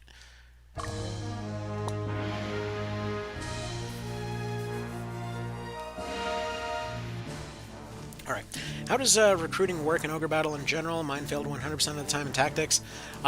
It works differently in every one of these games. So in Tactics, if you ever saw 0%, that either means that their health was too high, or they were inflicted by a debuff that prevented them from being recruited. So if a unit is hit by like Charm, Fear, Silence, or Sleep, basically anything that would leave them either incapacitated or out of their normal mind, then it would mean that they can't reasonably talk with you, so they wouldn't be able to be recruited. But generally speaking, it's a combination of loyalty, how much health they have, and their current status that determines how likely they are to join you. Like if you select their name in their stat sheet, it'll say how they feel about their leader. So, like, if it says this unit often speaks of its distaste for your decisions or something like that, which is weirdly enough a bit of a tongue twister, it'll mean that they absolutely hate their commander and will be more likely to join you. So if you get them to about half health, leave them in good condition, and/or lower health if you're feeling safe about it, and then just get a couple of recruiters to either side. You'll pretty much get them every time. Certain units are unable to be recruited, so like Templars or Rogues or anything like that. Anyway, the way the recruiting works in this one is that you encounter neutral units out in the field, who then you have one combat round in order to persuade. Which they were discussing earlier is either a 30% or 80% chance, depending on God knows what, and then it flips if you hit them. And then from there, it's just a RNG roll to decide if they join you. It's basically a low percentage chance on any one of specific terrain types to run into a unit. So that's why we're having everybody run back and forth on this mountain here.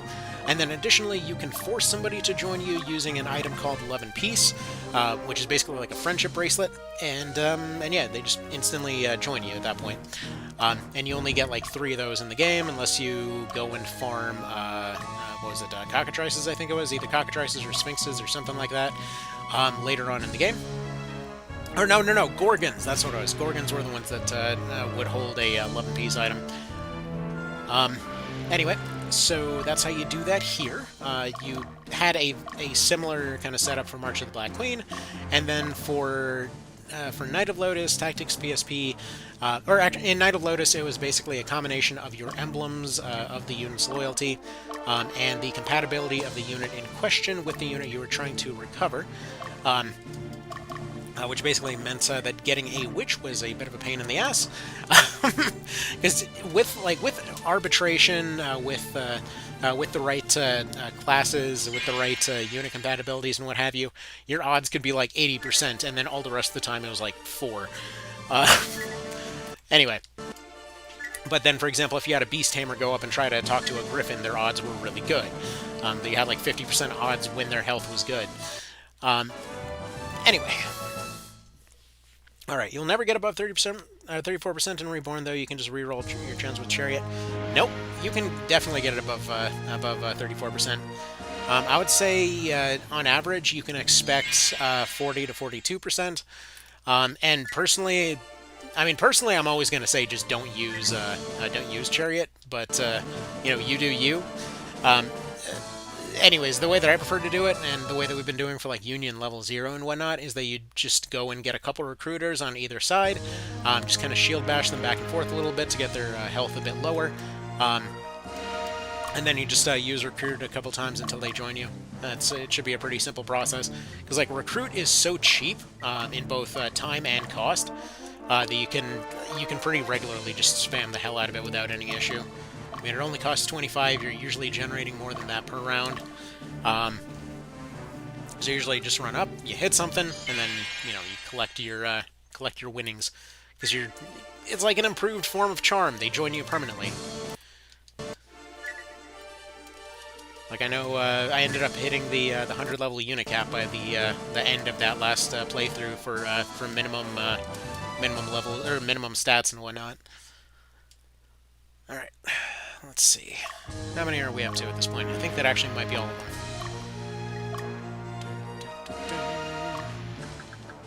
All right. 1, 2, 3, 4, 5, 6, 7, 8, 9, 10, 11, 12, 13, 14, 15, 16. Okay, we need 4 more. 4 more, and then we're free from the Griffin hell. I know you need to rest. This feels biblical at this point, like, oh, and lo, behold, they traversed the mountain back and forth like idiots for an entire month, staring up at the sky and chirping.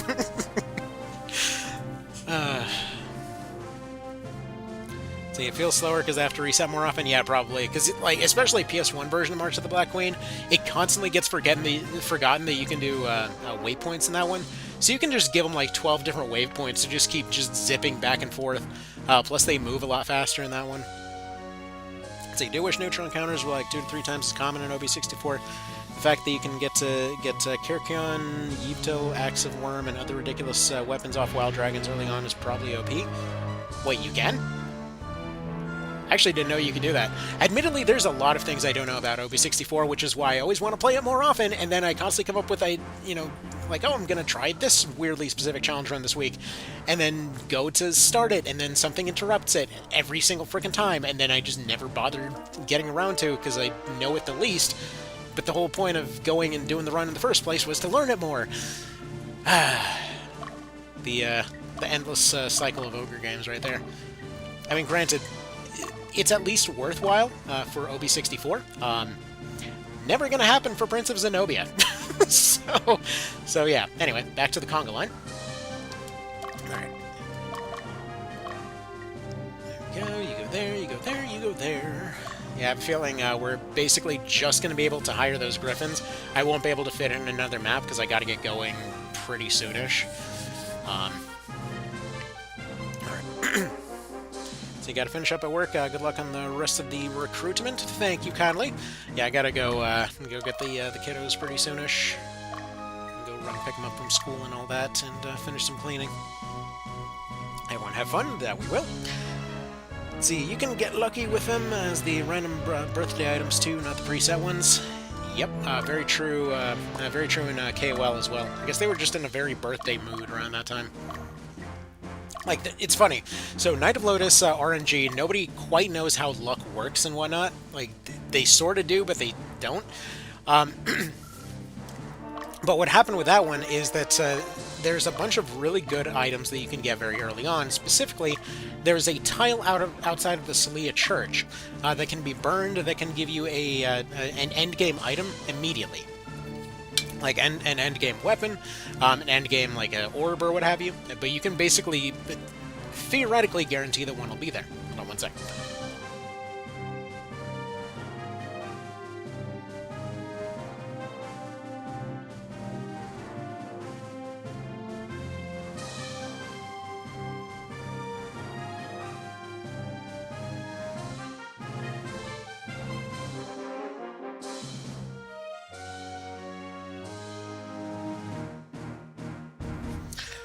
Alright, and back to it. Okay. Anyway, so, theoretically you could guarantee that that's going to be a thing there. The thing is, nobody knows exactly how to know the number of your luck at the start of KOL, so it is a set number, there's just no way to know it, apparently. I guess it doesn't show up whenever doing text stuff or something, I don't know. Something along those lines.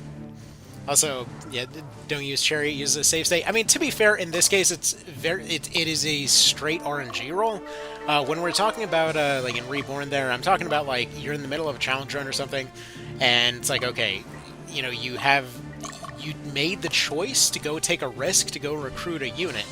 Because that, essentially, it's an offensive action at that point. You're taking control of one of their units. It is directly a choice that is affecting the fight, whereas in this case, there's no actual fight going on here. It's literally just either a 30% or an 80% roll, and then we're waiting for just kind of waiting for another one to show up. Anyway, if there's actually like an actual fight going on here, that would be a bit of a different story. Alright, let's see, how many Gryphons do you have now? We are up to 17, I believe. So only 3 more. That's a true story. After they left this map, Gryphons were declared an endangered species and by the Crennel Canyon Preservation Society, or the CCPS for short, and now there is a 10,000 goth fine for taming Gryphons there. That's it? Man, I thought we dwindled their numbers a bit more than that. So wait, I'm looking for Anita here. I've seen their name right there and not selecting it for some reason. I mean, you'd think that all they would have to do is ban loitering up on this mountain. So you can farm some really good weapons from neutral encounters. Yeah, I know. Now I feel stupid doing that, because when I was going and recruiting those Hawkmen, it was always just basic random equipment. So you can get them much earlier without it, but the drop rate is very low. I cannot imagine. It's certainly not the fastest drop rate here. I just noticed that we've had a fast forward this whole time, I just haven't been using it. Although this is also extremely difficult to listen to. And also extremely difficult to control, that's why we're not using it. Okay. Back and forth, back and forth, back and forth. I mean, for what it's worth, they did really nail the timing between how the commands move around. Like the movement of the units on the screen, to how much control you have on, you know, on your arrow movements and what have you. It's a minor thing, but it's appreciable.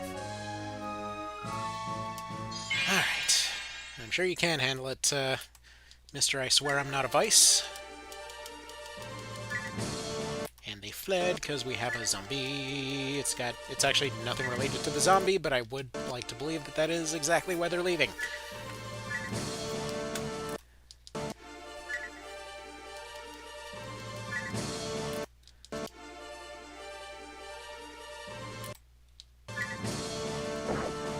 Alright, let's try that again. No persuaded.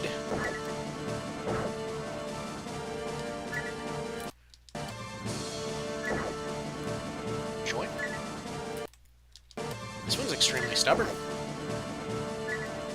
There we go. But if there was any actual strategy involved in this section, then yeah, no, I wouldn't be using save states. But if it's literally anything along the lines of just making the grind go faster, then yeah, I don't give a crap about that. Alright. So you feel like the main point against the Wii Virtual Console version is having to form neutral encounters the old-fashioned way, no save states, or redoing a level if Love and Peace fails. True, that would be a bit of a thing, wouldn't it? Which, by the way, I did actually look into acquiring the Wii version. That is so frickin' rare that I don't think anyone's even posted it anywhere. At least not anywhere I could find. Because I really wanted to experience some of the changes they did for that version, but it seems to be a complete no-go. Like, there's a few Virtual Console things that people have posted up, but that's not one of them. At least not as far as I'm aware, anyway. I mean, if anybody is seeing this later on down the line and, you know, happens to know of a way to find it, I would absolutely love to cover it, if nothing else, just to cover those minor little differences, you know? Anyway, let's go ahead and see if we have enough Gryphys at this point. Thankfully, like I mentioned before, Gryphons can't zombify, so we're pretty solid in that regard. Alright, 1, 2, 3, 4, 5, 6, 7, 8, 9, 10, 11, 12, 13, 14, 15, 16, 17, 18... Two more.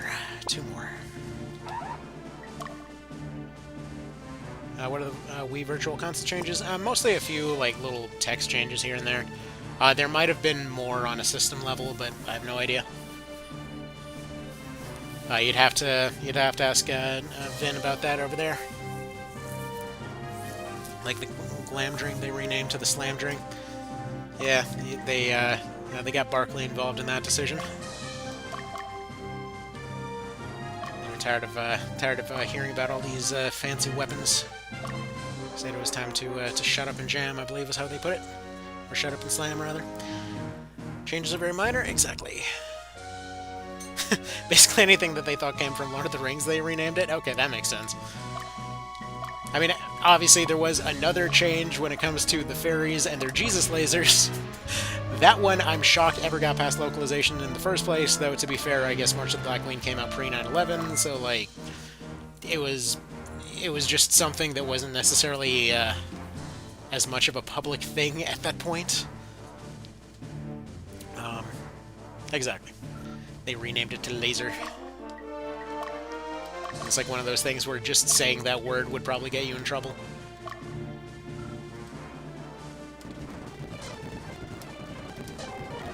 Please move back and forth. Please tell me we're not going to get stuck on the last two right as I have to get going.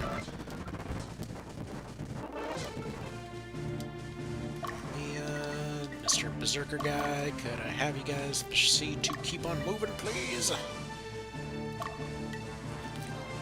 Yeah, I don't know if any of y'all played a lot more RTS games back in the day. But I know personally... Also, by the way, what the hell's going on with my controls here? For some reason, I just stopped being able to go over there with the analog stick. The hell's that about? But I know this right now is making me think an absolute ton of Empires Dawn in the Modern World. It was this weird RTS from, like, the early 2000s, I want to say. I don't know, it was like 2005, I think, something like that.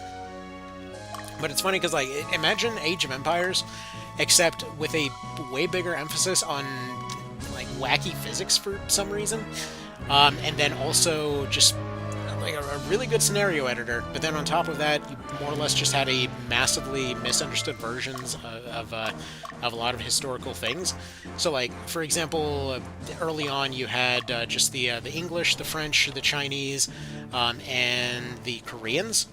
You basically just had nobody else as far as those went, because they were all representing different stuff. But, like, the English would show up with, like, war crime trebuchets, just, like, dropping poison cows on people. The French didn't require houses and could just teleport from fortress to fortress for some reason. You had, like, there was a lot of stuff that came from that same idea of stuff that they had tried for, like, Empire Earth and had tried for Age of Empires, and then they just tried to take some weird spin on it. Or, like, in the case of the Chinese there, they literally just had mass-produced units. So their basic spearmen were maybe a fourth of the stats of the Korean ones, who also, like, the Korean ones got this whole momentum mechanic and, like, veterancy mechanic. Meanwhile, on the Chinese side, they're like, well, I just farted out, like 20 cheap spearmen instead, I guess. And also, I can make my base move so that my terrible soldiers don't have to fight anything. It was a weird game. But I kind of wish that there was something along the lines of a AoE 2 Definitive Edition type of comeback for that one, because it was a lot of fun. Even if it was objectively stupid to see those cases where, like, you know, it was playing as the Americans and had this, like, really good coastal defense line set up, and then a guy's playing as the French, and they figure out the way to get past my coastal defenses by essentially bum rushing their entire population as bombers to intentionally get shot down on my coastline, because the French have a special that means that they drop 2 infantry every time that one of their bombers gets shot down. So they basically just converted all of their planes into infantry on my beach. Man, it was a weird game. Anyway, see, Virtual Console also had widescreen support. Yeah, that would definitely look nicer right now. See, one of those things I always wondered about neutral encounters in this is if there's actually a cooldown on how long it takes for them to show up, you know? Because it always feels like they come in bursts and then just they stop showing up.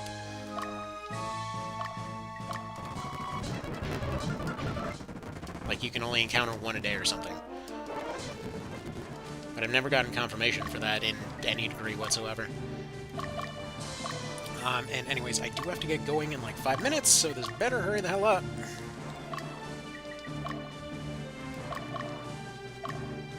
There, you go there.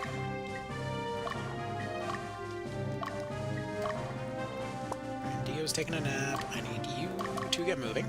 But if they do continue going in like bursts of 2 or 3, then we should be pretty solid in a moment.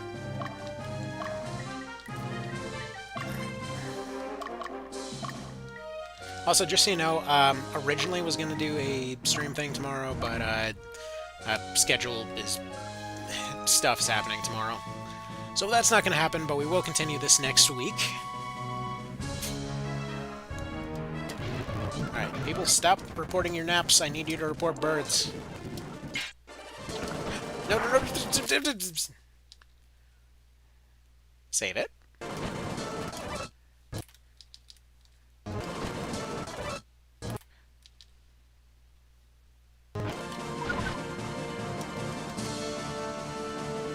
Okay.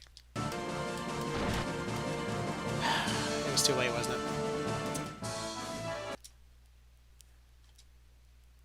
Ah, crap. Well, turns out that's the button combination to make RetroArch crash. Alright, anyway, okay, so, I'm gonna have to go ahead and wrap it up there for now then. Thankfully it is save stated. I really hope that save state remained. There's a possibility that it didn't save it because RetroArch is like that sometimes. I'm hoping it's fine, though. I'm hoping it's fine that it didn't just do it as a temporary save state. But it also wouldn't be the first time this happened. Alright, so I will see you in the next one then. I have to go get going. Y'all have yourselves a good one. Thank you for stopping by, and I'll continue on with, we'll actually finally be able to get past the first 3 maps next time and actually start making some